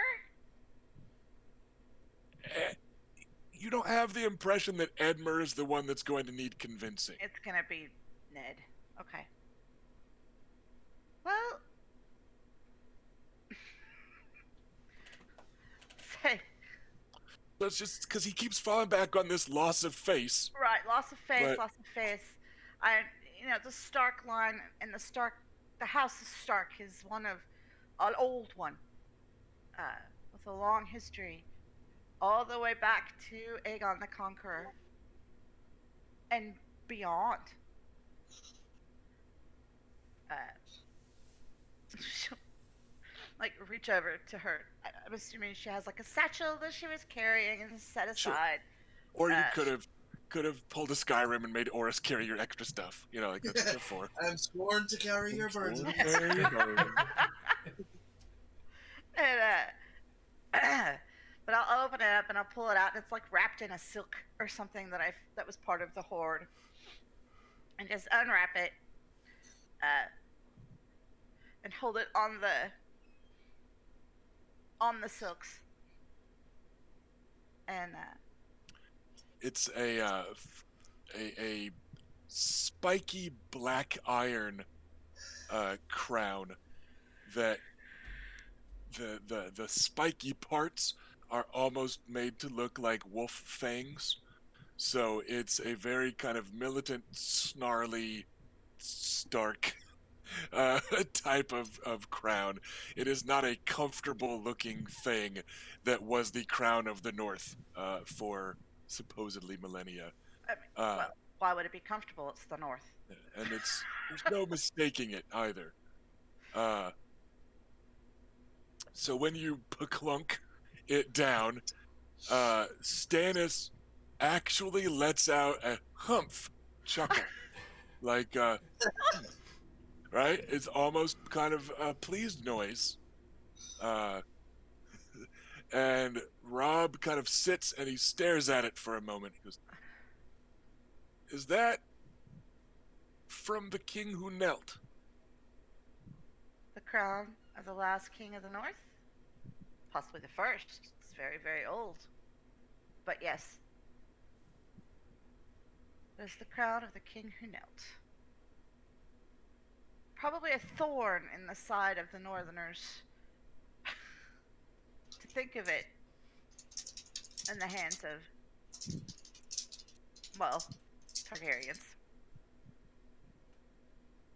Huh. I'm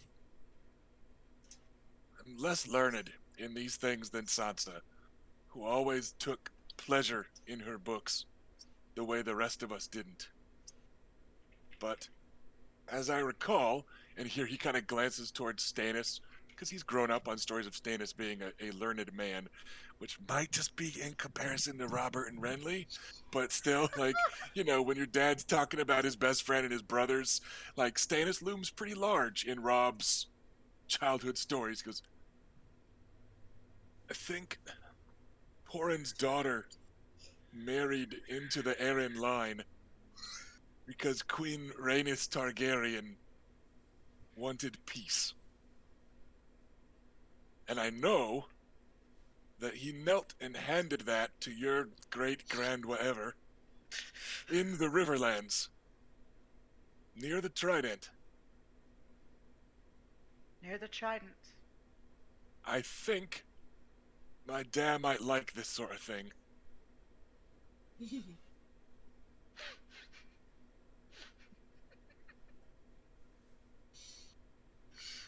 This might do it as a sign of good faith and perhaps a reminder of fealty.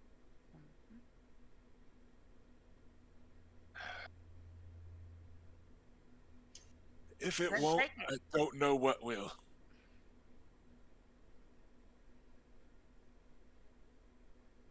It,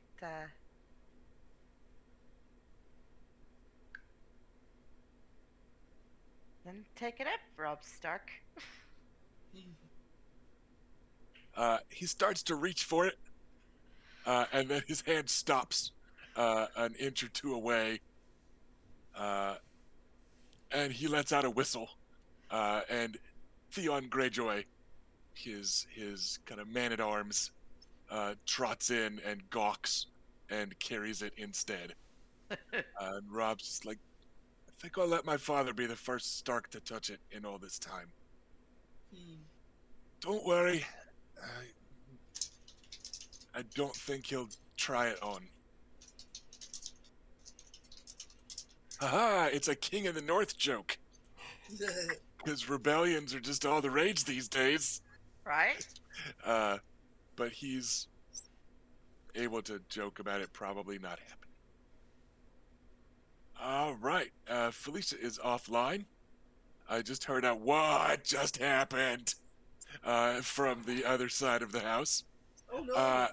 That said, I feel like we're at a pretty decent spot to take a break, because we were gonna take a break with the wrap up of that negotiation, and with you lot firmly getting Uncle Monford believing and putting a little fire back in his Valyrian veins, and you lot managed that. He just Yeah. needed a nemesis. Yeah. Right? In an unhealthy way, you have given him something to live for, right? It's a very Westerosi, a short-term thing. I mean, honestly, in the whole scope of the Song of Ice and Fire universe, living out of spite is like pretty on brand.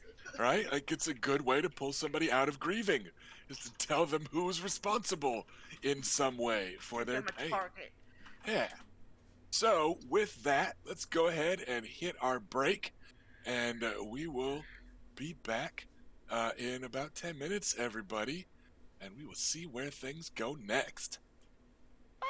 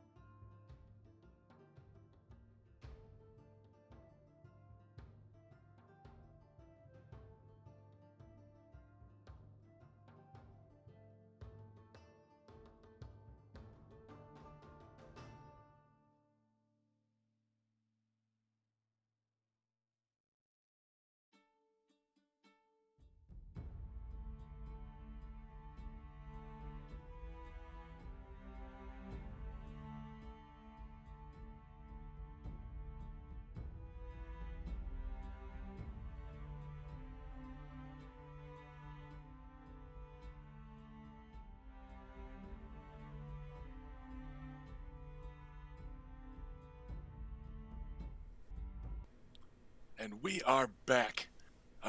We are gonna come back from our break and kind of start the next big scene of our HBO special with the docks at Wyvern's Rest, just a bustle. There's just a lot of stuff going on. There is a rainbow-wide assortment of banners on display because all of your allies of note have sent at least an envoy, if not an army, to mass in the Stoneway. So you've got a small contingent of knights from Highgarden and the rest of the Reach. The bulk of their army is either staying at Highgarden for the moment and preparing to attack north into the Westerlands, or has massed at Storm's End, where the Queen of Thorns and her heir are waiting, along with Sir Loras, while Garland and nominally Mace Tyrell, but Sir Garland the Gallant, are waiting to lead the troops at Highgarden. But you do have some Knights of the Reach. The bulk of the fleet in the Arbor, which is also one of the major military strengths of the Reach, has moved up to the Shield Islands near Highgarden. Oaken Shield, Grey Shield, South Shield, and Green Shield, which is not terribly far down the coast from the Westerlands. So they're just ready there in case the Lannister fleet starts to move south. You just happen to have the bulk of the Arbor fleet there, ready to intercept. So the Reach is here, right? The Reach has assembled in accordance to largely its own plans, but absolutely in support of yours. They're trying to walk a tightrope and maintain a sense of independence so that people don't think that Willis is just completely kept and that the Reach is completely subservient, right? But they're set. Dorne is, of course, completely on board. You've had the Dornish fleet massing down by the Broken Arm at the edge of the Stepstones near Sunspear. And with the Stepstones neutral and ignorable, you've definitely amassed the most, the preeminent naval force of the southern Narrow Sea is waiting, but the men of Dorne and other, fighters of Dorne, the men of Dorne is kind of Westerosi phrase, aren't all aboard ships. A lot of them are, as we speak, just camped out in the Stoneway. More than any other force that is joining you, they are comfortable doing so. And this is not the first time that they have massed in order to march north. It's the first time that they've massed in order to march north, led, though, by the Lightning Lord of Blackhaven, who will not be moving to stop them in the Dornish marches alongside the Knights of House Swan and the Knights of Nightsong and riders coming from, Long Table and Grassfield Keep and the rest of the Stormlands. But instead, they're going to be led north by the Sword of the Morning and his former knight, Lord Beric Dondarrion, who gave a kiss to his Dornish wife farewell before riding out with the Knights of Blackhaven to join your massing forces. It's a big army that's massing there. It's a big fleet that is now completely just dominating the Sea of Dorne. There are a handful of Stormlander ships intermingling with the Dornish fleet down there. and again, they're catcalling each other. They're mooning each other some. There's the occasional Stormlander, you forgot your spear, and just fucking chucking a spear to like stick at the side of somebody's ship, and they're ribbing each Boys other a will be little bit. boys. But Let's let lads. yeah, this has not happened in quite some time, if ever, right? And with the Sea of Dorne and the Stoneway dominated, it is safe for individual envoys to have made it. So you also have a few riders from Sir Vanon's hand-picked crew in the Riverlands. You have Black Walder Frey leading these. A lot of them are like second sons of Riverland houses that are also knights, and Black Walder Frey led that contingent on what they say was a pretty wild ride south, through contested Riverlands territory, and then just rushing through that band of Crownlands and Westerlands and making it without incident. But they're here to kind of symbolically be part of your army. If I jousted him way back in the beginning, symbolically, I will be the one who greets him into the south. Yeah, that was absolutely doable. Do it. And yeah, it's a the hall is more full than it was for Grandfather Makar's name day, and somehow the hall is even more varied in terms of who is here, because you guys have been working on these alliances for a while, and everyone that's in is kind of sent someone. Now, unfortunately, your Westerlanders are kind of alone, because everyone knows that there's no question that it's the Lannisters that this army is massing for at this point. So you don't have many Craycalls, but you have your Craycall, the Strongboar, who has picked up a distinctive growl in the month or so since his throat was slit and he ignored it. And you do still have your loyal Lannisters, that no one has left your service, including the squires. There's been a few grim-faced late-night conversations about how they would like to avoid charging the Lions itself, given the opportunity, right? They're like, let's go fight some bannermen somewhere. Let's go fight, put us on a flank where the Crownlanders muster, type of thing. Some heartfelt beseechment. But there's not been anyone saying that they will not stand with you across the field from the Lion of Lannister and the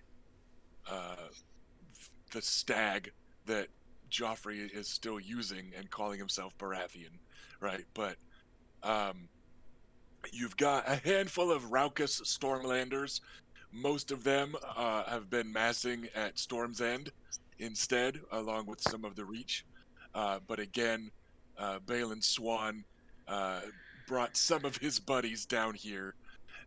So there's no question that the Stormlands are with you. The Stormlander Knights are still getting oddly quiet around Orys. It seems like some rumors have reached them. Orys is used to people being quiet around them and kind of likes it. He's like, cool, they're just ignoring me again, like I'm just some hedge knight. Nice. But no, that's not it. They are falling quiet and whispering and murmuring, and there is no mistaking Orys as he walks by with that hammer in hand. So there's an almost reverence in it, as they're like, look, we're gonna get back for that Jaime Lannister killing King Robert. Look, right? So it's been an interesting week of riders arriving and ships arriving and making room for all of them. But it's working. Like, there hasn't been any bloodshed. There hasn't been, and this is with multiple sand snakes prowling around looking to pick fights. uh, casually mentioning they can't wait to wet their blades in northern flesh. Right? Like your Stormlanders and Reach Knights and stuff aren't rising to it. They're almost used to them by now. For the record, the fleet itself that has mast is currently led by the Red Viper, who sent his daughters to you because having them at my side would simply be unfair. So you have Sand Snakes, but not the Red Viper. He of the allegedly piratical past, however briefly, looks like he wants to be on the fleet instead. But yeah, your forces are mustered, and it is time to quote unquote recap, but also potentially finalize your plans for the battle. So what we're going to cut to is prior to the other officers arriving, the three Nymerian siblings and their queen and grandfather Makar are in Makar's solar, which has turned into the war room. Some of the furniture has been adjusted so that it's got a bit less of a scholarly bent than it has had in the past.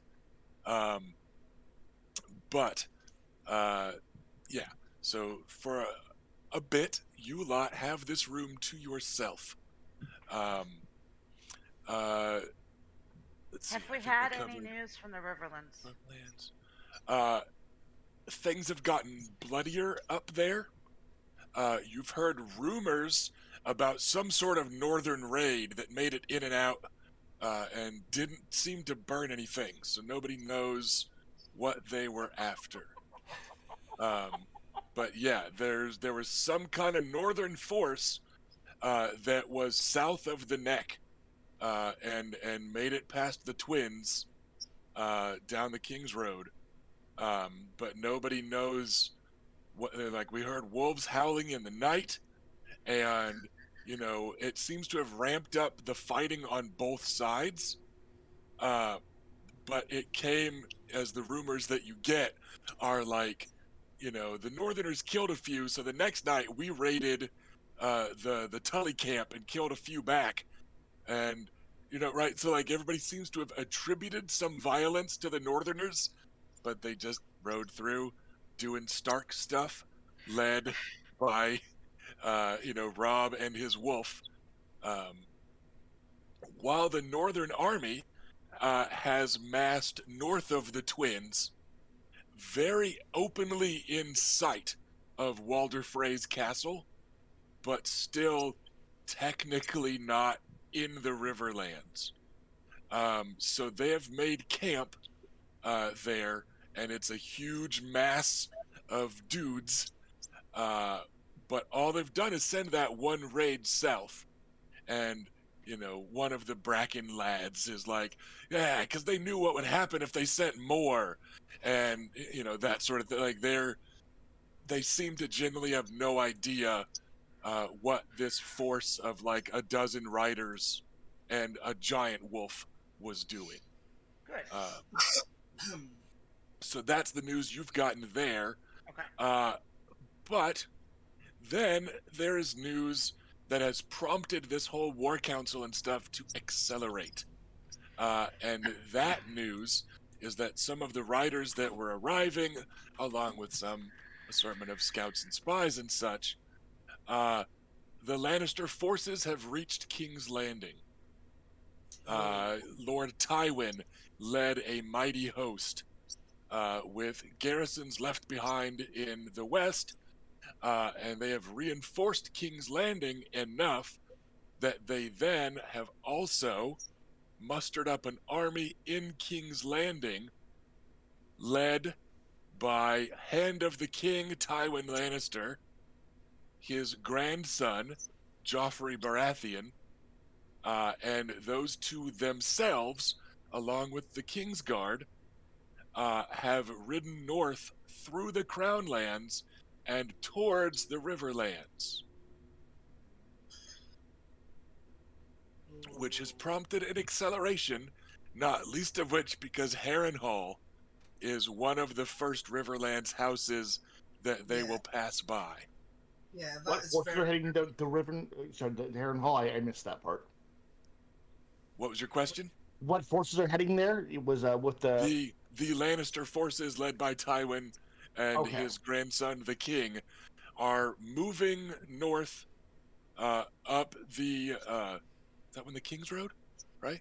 The one that goes north south? Yeah. Yeah. Pull a map up.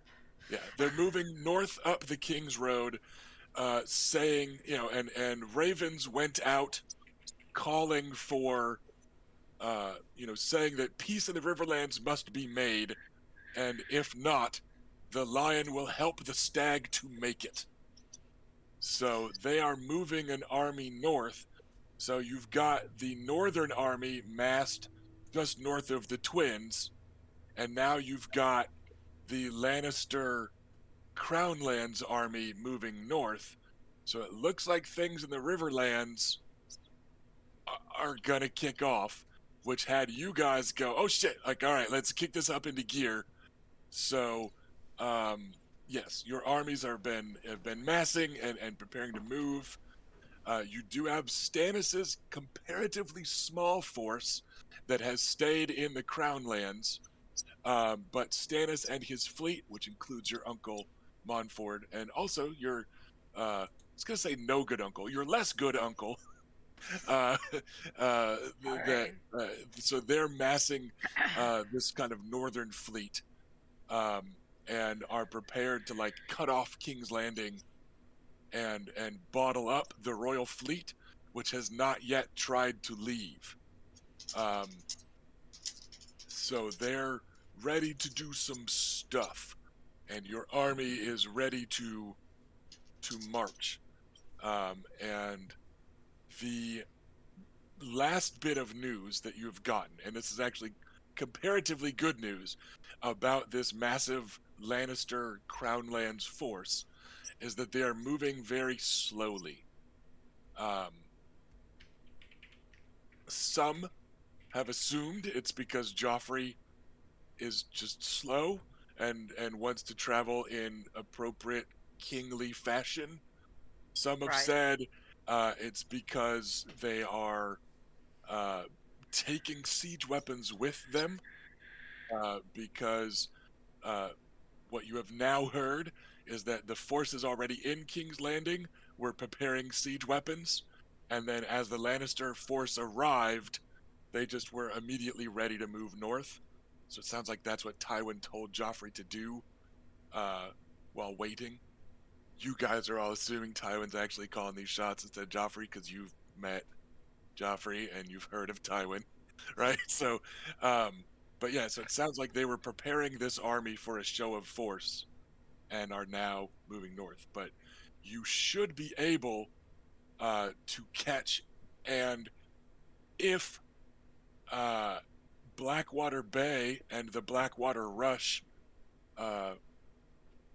agree with your naval dominance of Blackwater Bay, you could get troops deep into the north to beat this Lannister force there. Especially if they're slowing down at Harrenhal for some reason, which would be a bad reason, but it might be that they're just, camping out to intimidate or something. So, Well, I will defer strategy to Bela. yeah, so just saying that's the situation, and that's why you guys are pulling the trigger at this point. So in the meantime, you've got this war council coming. You've got this kind of northern fleet of Valyrians, including the piratical half-ironborn Valyrian blooded, but not of House Valyrian, that is in the north and is allied now with your uncles and with Stannis. Because it's just fun to picture Orain Waters and Bryce and Stannis in a room together, Oh Lord. right? Like that you don't have to try and keep fun. I So, think yeah. we should drink less until the battle is won. Wine everywhere. Absolutely not. That can work for us. So Yeah, I yes, forgot to ask if Montfort is like joining our forces or if he's staying on Driftmark. No, he has joined your forces. Yes, the Lord of Driftmark has sailed to war. And for now, that northern fleet is pointed southwest towards Blackwater Bay to mobilize your troops inland, ideally, instead of sailing north where he would like to go right now. But he is on board. Okay. So Is it you just- guys are. Sorry, is it just him or is he bringing? He is bringing. Yeah, Stannis has mustered his Oh, okay, so section he's- of the Crown Lands. Sure, cool. Yeah, and Driftmark has enthusiastically answered the call. So, a couple more things just to mention that were found in the documentation in the meantime. One in particular that Ferris was excited about. Well, we found a bunch of scrolls, didn't we? What's that? Is this the land deed scrolls that we Yes, found? some of those documents.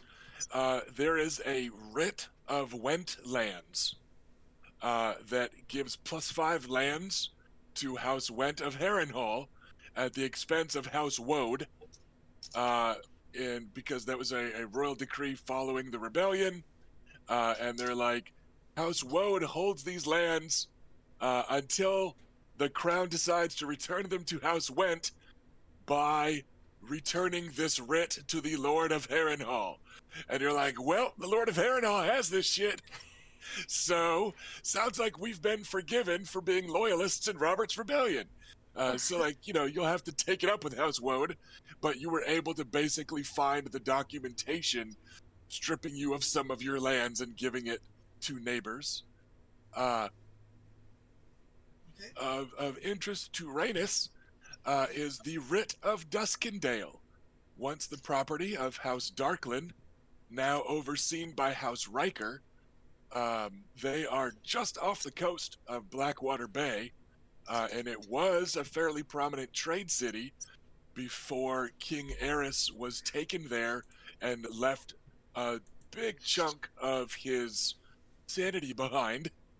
Oh, definitely, he did. Yes. But that is probably something that you have decided to give to Bryce. Yes. It would be appropriate land, and it also puts the Driftmark and Dragonstone fleets between him and like leaving.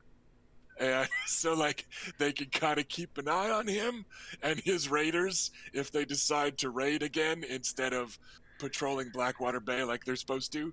But it's right there on the bay. It's a good spot, and they have some chaperones. So you're like, yeah, this is good territory there.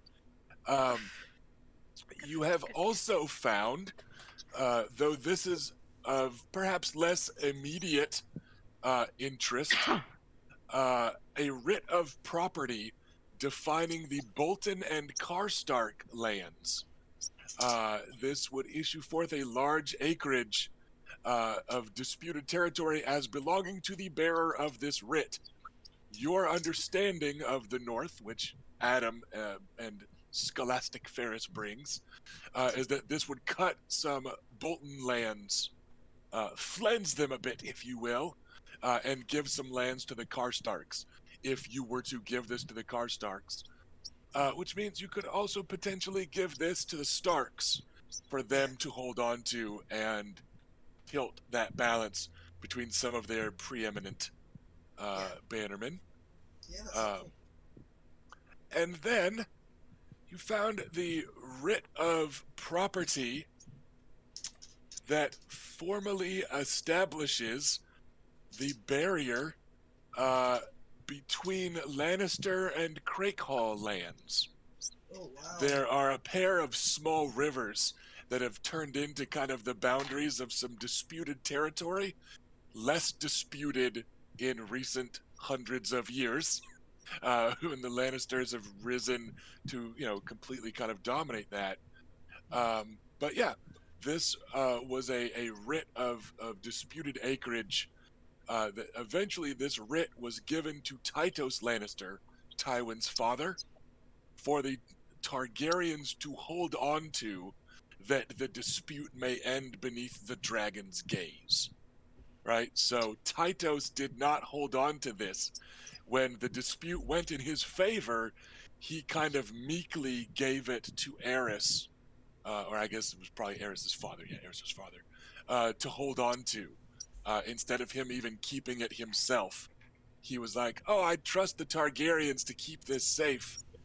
But this could be a little way to do some pro-Crakehall, anti-Lannister stuff, completely legally, when and if the dust has settled. What I call a Crusader Kings move. So, some stuff that might still come into play as some potential rewards or kind of punishments later down the road. So when you mentioned that the Writ of Duskendale would be of particular interest to Rhaena, do you mean that Rhaena has already taken it, or is that Adam's to distribute to Rhaena if he sees fit?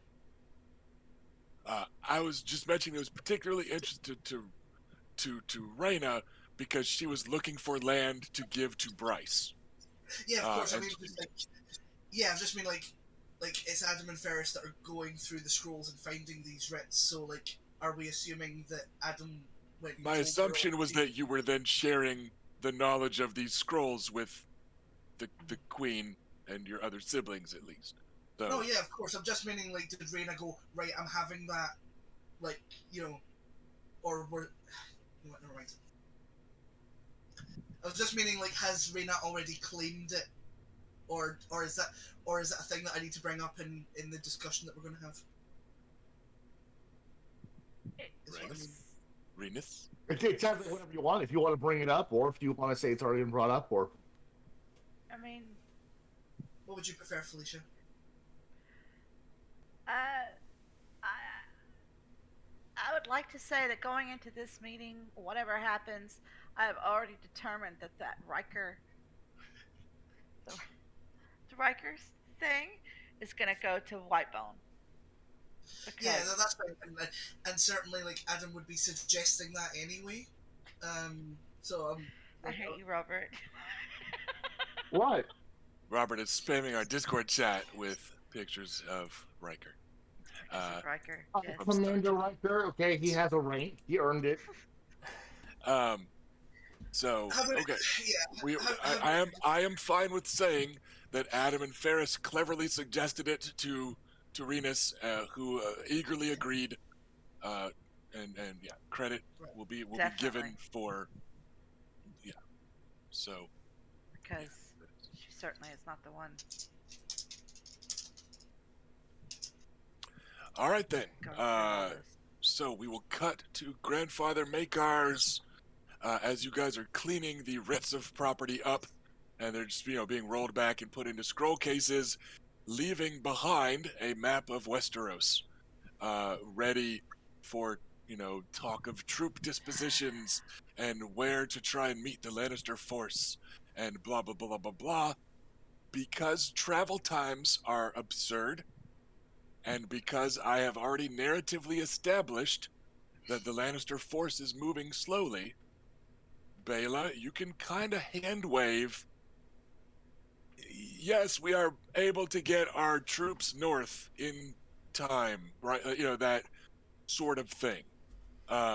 So you could, like, the easiest way that would not require any sort of dispute with the Royal Fleet in Blackwater Bay would be to just go north of it, and instead to have some of your fleet carry troops through the Bay of Crabs and up the Trident. Bela is of the opinion that is the surest way to intercept the Lannister army, if interception is your goal instead of like flanking. That would be the best way. And again, you don't have to worry about the Royal Fleet which is anchor in King's Landing, but could still be a problem. Yeah. Even if it's ambushed, it's a fight. So Yeah, so here's what I propose. Based upon the reports of the slow movement of the king and Tywin's army. You just call him the little bastard. It's fine. Yeah, the king was sort of in just in air quotes. Air quotes. I caught him. Sister, you may already be considering this, but may I say something real fast? No. I will continue on to say... I say that in a joking way, no, but I will continue. My only thing is, whatever your plan be, Tywin's clever. We should avoid engaging on his terms. Well, so my thought was, at some point we will have to engage his army. I would rather not put in jeopardy the citizens of a large city if we can avoid it. Assaulting King's Landing will be a very difficult task.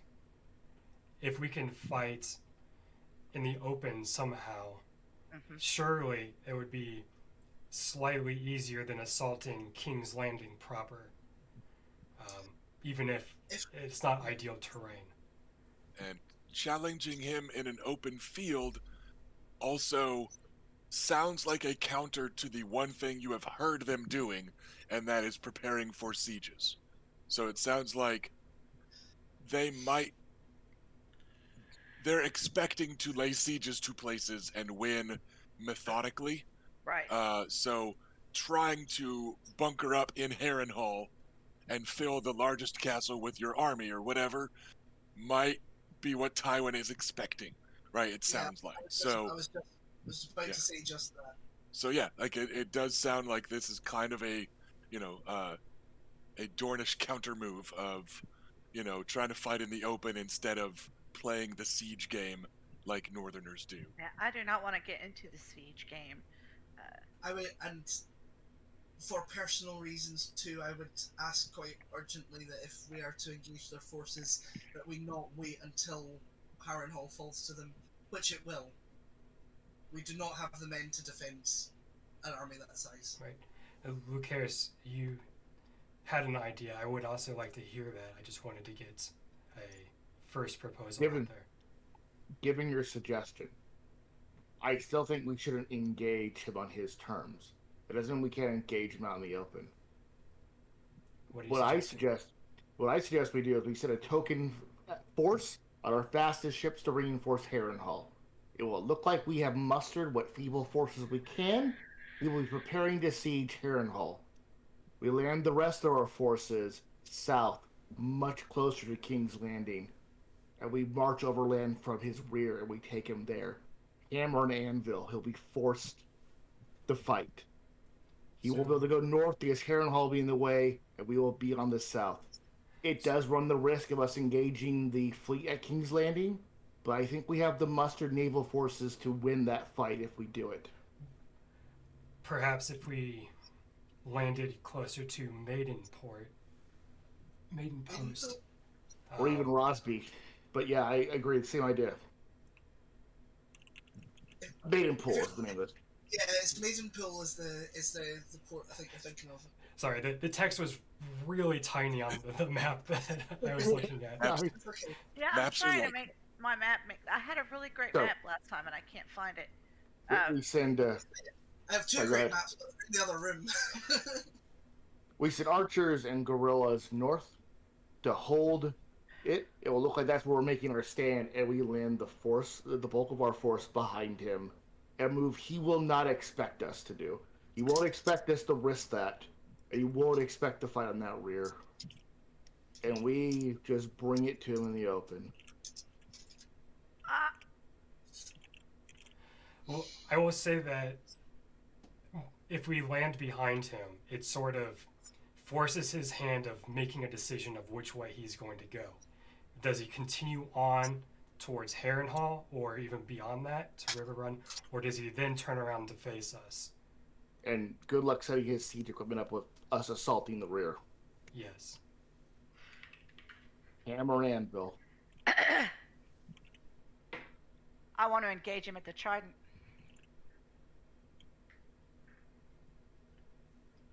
Symbolically, that would be very powerful. Well, I mean, We we need to make sure that we symbolically win, or we will be symbolically dead. I agree with Adam 100%. This Is will it- not be the only battle of this war, but I think it will be the decisive one. We need to do it where we have. I mean, I'm not against the idea, but we need to. I think he is walking into what we consider to be a perfect trap. We need to take advantage of it. Or else he's going to have to pass Harrenhal and either pass a strategic advantage we have or sack it and besiege it. But Harrenhal is big. It would be hard to hold if we it's take a any waste. time. It's a waste of his time and a waste of his resources. When then he would have to try to hold it. You know, it's not. I would prefer we not take that chance. I live there. And so does my wife. Can I have a moment, please? What's Rusty, up? I love you. Well, I have also stated my feelings that Harrenhal's too big to hold over the long term in the past. He can't just ride past it. He'd make sorties out of its gates every opportunity. His entire army would be harassed. His supplies would be cut off. He can't just march an army past Harrenhal. No, he won't. Also, we have a lot of resources that he would be able to draw on, and he probably thinks that Lady Shell will be a pushover. And is that going to hurt anything in the long run? I don't see Would him you- taking Harrenhal as a seat, but Tell me, Raina, would you let Tywin take Highgarden? you know what he Highgarden- did to the Reigns. But Highgarden's not on the table. Here, look. It doesn't matter. Imagine instead of Harrenhal, he's marching on Highgarden. Would you just let him walk in If and take we it? go to the Trident, he will come to us. You'd better be sure. Well, his stated goal is to assist in the Riverlands, according to the proclamation. Whether or not that's trying to lure us into making a move or not.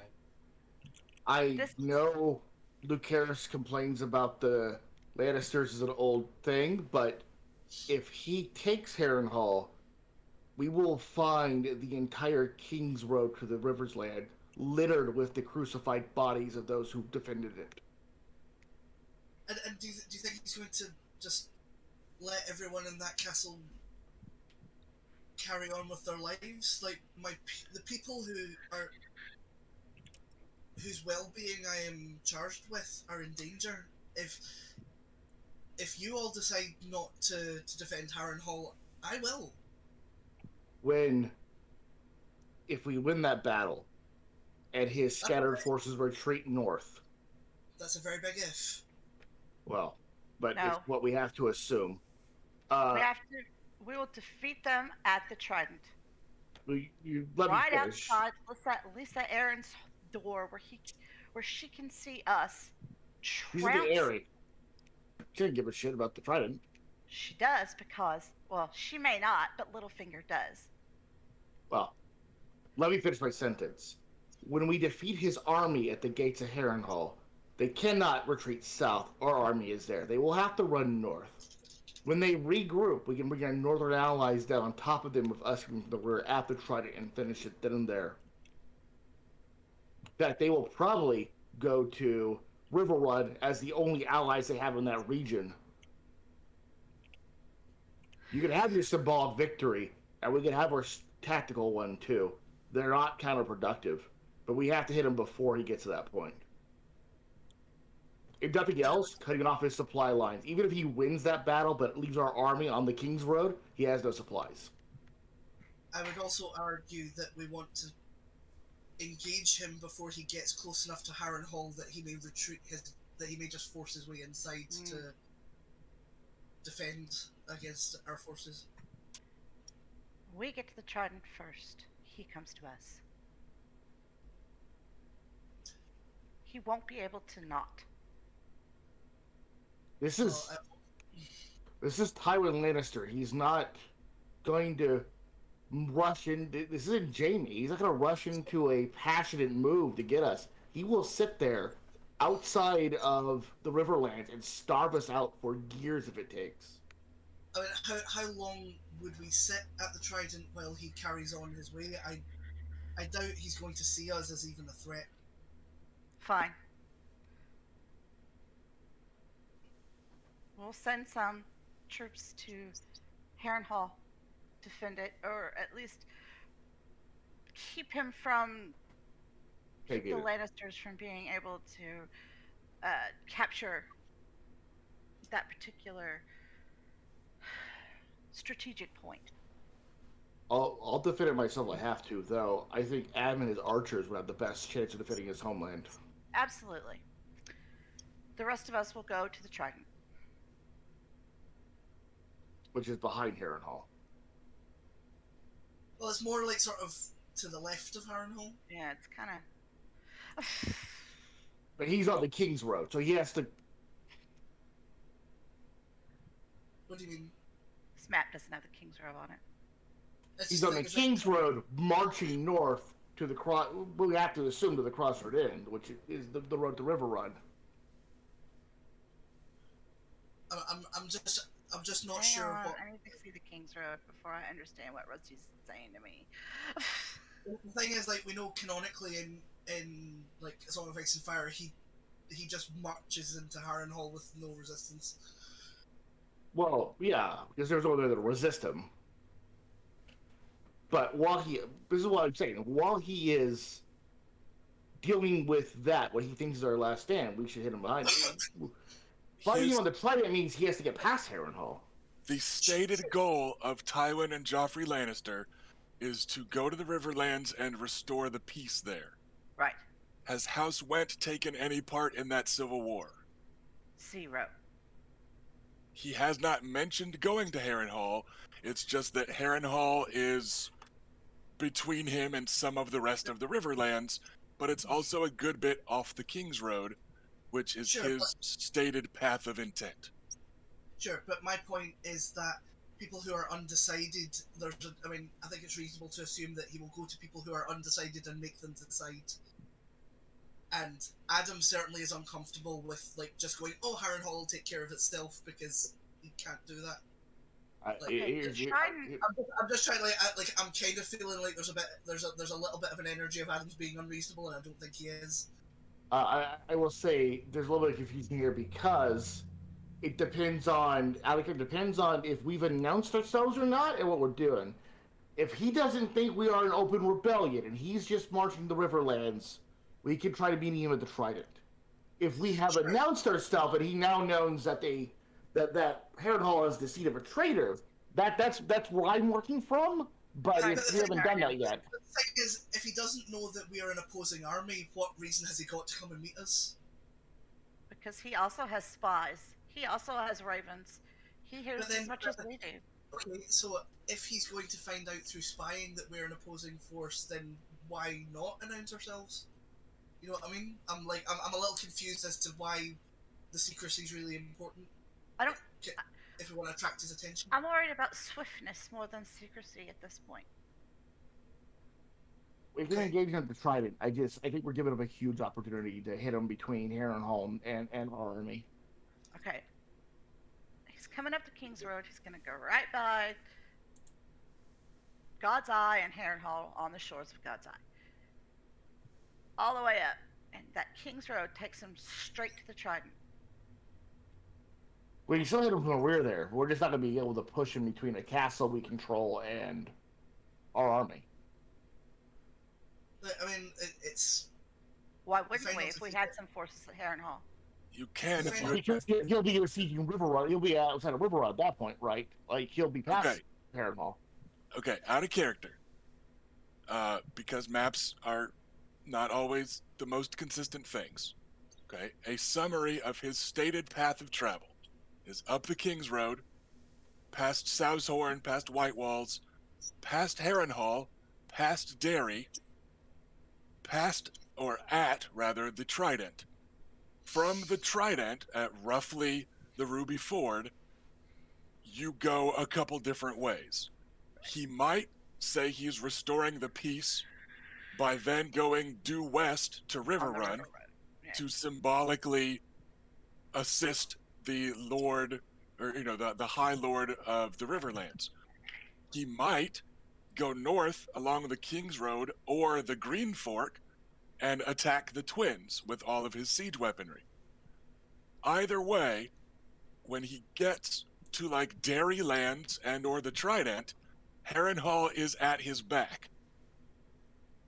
So if you move some troops to Harrenhal, you can then have those troops attack him from behind and harry his supply lines. Or you can have those troops occupy Harrenhal enough that he has to leave at least some token force behind. But here, I'm going to transition to Grandpa Makar and say, no man can call himself king who lets the road be blocked before him. If you announce yourself, if I might call you granddaughter one last time, if you announce yourself and you bar his road, Tywin's cleverness will not matter next to the lion's pride. He must meet us. Yes?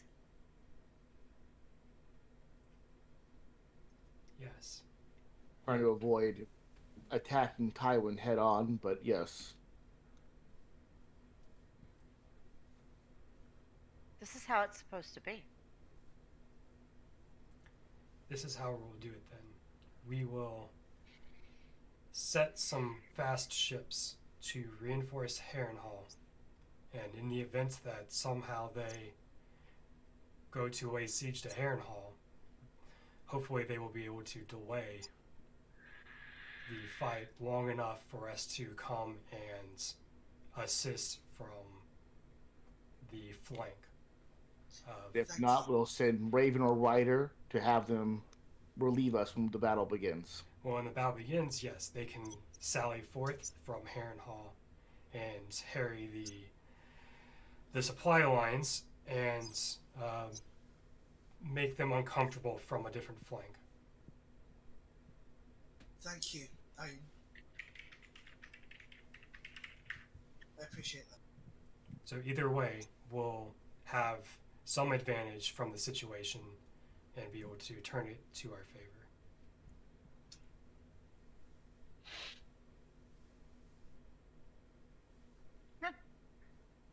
Then they only leave. We have to get the most of our force in front of him. Yes, so we But do not have luckily, much there are time. rivers. No. I Luckily, suggest we send word to the Arbor Fleet as well, though, just to occupy Lannisport, or the fleet there. indeed, yeah, we should not ignore the western side of Westeros. We have ships. We can ferry at least, I don't know, I don't care how much we can do, but we can ferry a lot of the army on the ships, so. We got a bunch of fucking boats. All right, so it sounds like the idea is a moderate force that will not arouse suspicion sailing up the Blackwater Bay and then up Blackwater Rush into the Isle of, or then to the God's Eye, because like ships do that. So you could get several ships that happen to be holding a lot of dudes to sail up to Harrenhal, so that if Harrenhal is the target, Harrenhal has some people. The rest of the ships that aren't busy expressly penning anybody in anywhere will sail the bulk of your force north past Cracklaw Point, up the Bay of Crabs, to the Trident, land there, pretty near Dairylands, actually, potentially kind of at Dairylands, Right there. and make a show of blocking Joffrey's path, which leaves the question, going back a few days, after you arrived and as the soldiers started to muster and everybody learned that you guys had to act now, have you had any particular banners made? I have. But if somebody else has an idea or something to say, I will wait for them. I didn't Do you think mean about like that at all. do you mean like banners that are different from the Nymerian banners? Has Renus asked the craft folk of Wyvern's Rest to be making a mass of Targaryen banners Yes. that will be prominent in the camp? Okay. I was just Wasn't surprised sure. there was some of those, but if she's already done it, good. You can have extra. Like it's fine. You have more. You know Yeah, what's we got different about it, though? Oh, no. So never mind. His are wrong. Okay, we fucked it up. Sorry. Sorry. The only thing that's different is that instead of the bright red, the crimson, it's the Nymerian red.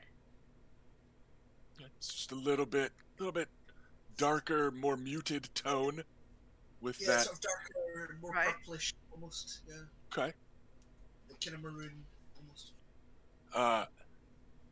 As they as like the first of them is shown to you in private, Renus, the lady Bessa says, I poured the first bit of wine to dye it just that right color myself, lady. Thank you, Bessa. Oh, Bessa. Oh, thank you, Bessa. And I'll be packing some food for you lot, don't you worry. Oh, thank God. Thank fuck. Everything's gonna be alright. Bessa's cooking. And then, kind of pensively holding the banner by the edge in her little nervous flashback, she was like, will Oris come back? Or will he just go straight to Storm's End when this lot's all done, do you think? We will make sure that he comes back. We will not let him go anywhere without coming to see you. Good chance with the dragon to Storm's End, actually. Alright.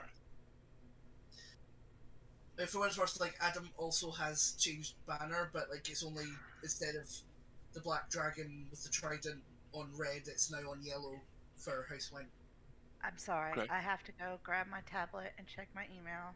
No problem. right Go back. do the work thing that you have got to do. Man, some queen vanishes right as the battle starts? What we are actually Hey, gonna do, boys and ghouls, is I think we might just wrap this episode an hour early and come back in 2 weeks for the finale of A Sea of Spears. Instead of starting the battle and stuff like that, and kind of emotional the night before stuff separate. I think it would be cooler to kind of do that with it in the same episode. And plus this way we can all just slip away while Felicia's AFK and she'll be like, oh my gosh, what happened? But no, it's my one, I don't want to call it a concern, that sounds too severe, but my one kind of thought is a lot of stuff we do takes longer than we think it's going to. So I wouldn't want to be certain that everything that if we start, if we stop now and sort of put everything into next episode, we can't know that we would actually be. We Right, could still end but- mid battle. You know what I mean? For what it matters I to think me, it will if we work. start next session, I will be here till we finish. If that takes fucking 20 hours, I'll do it. I think it will work out better than starting stuff and then stopping it in the middle. So we are at a point where some other NPC kind of officer types are about to arrive, and you guys are going to explain the plan to them, and it feels like them opening that door is kind of a good closing point. Oh no, sure. I'm not saying it's not. I'm just saying that next session we could start the battle and still not finish. If you know what I mean. I'm saying I know. Always But- possible. just wanted to say it might not definitely I know. be- But yeah, I think that is what I we are. think if we don't finish fast stuff, we'll just cut the black and we won't resolve it. Yeah, just Sopranos. No. We'll Sopranos this thing. Okay. Yeah, just as as the Targaryen banners snap in the wind, we just roll credits without ever doing the fight. Yeah, like we'll just Sopranos it. Your interpretation of how it ends. Yeah, and however everyone thinks it goes is right. Oh, or we'll have the last battle after nightfall, so nobody can see it, but it's your fault because your TVs are cheap. So you just fucking somebody nerds. random will end the whole thing. Yeah. So all right, good at we are gonna ending. wrap today Oh. here, and we will be back next episode. Is For it safe to say next episode will be a finale extravaganza? I think so. So that's what we're feeling right now. So it will be a biggin. So thank you for joining us, everybody. Y'all, I'm so sorry. We had some Because of you. We had 18 more episodes planned, but you ruined fucked it it up. by going AFK Fucked for it a up, minute. man. But yeah, so we the last of the kind of decisions to be made were made here, and now I can figure out exactly how we're going to do this fight, and yeah, like we'll work on some impressive numbers of army sizes and stuff, and yeah, we're gonna do some cool stuff next time. So thank you for joining us, everybody. Feel free to catch up on the YouTube channel if you are missing any of our more recent episodes and you need to get caught up. And we will see everyone back here in a couple weeks for some poop hitting some fans. So thanks for joining us, everyone, and we'll see you next time. Bye. Bye.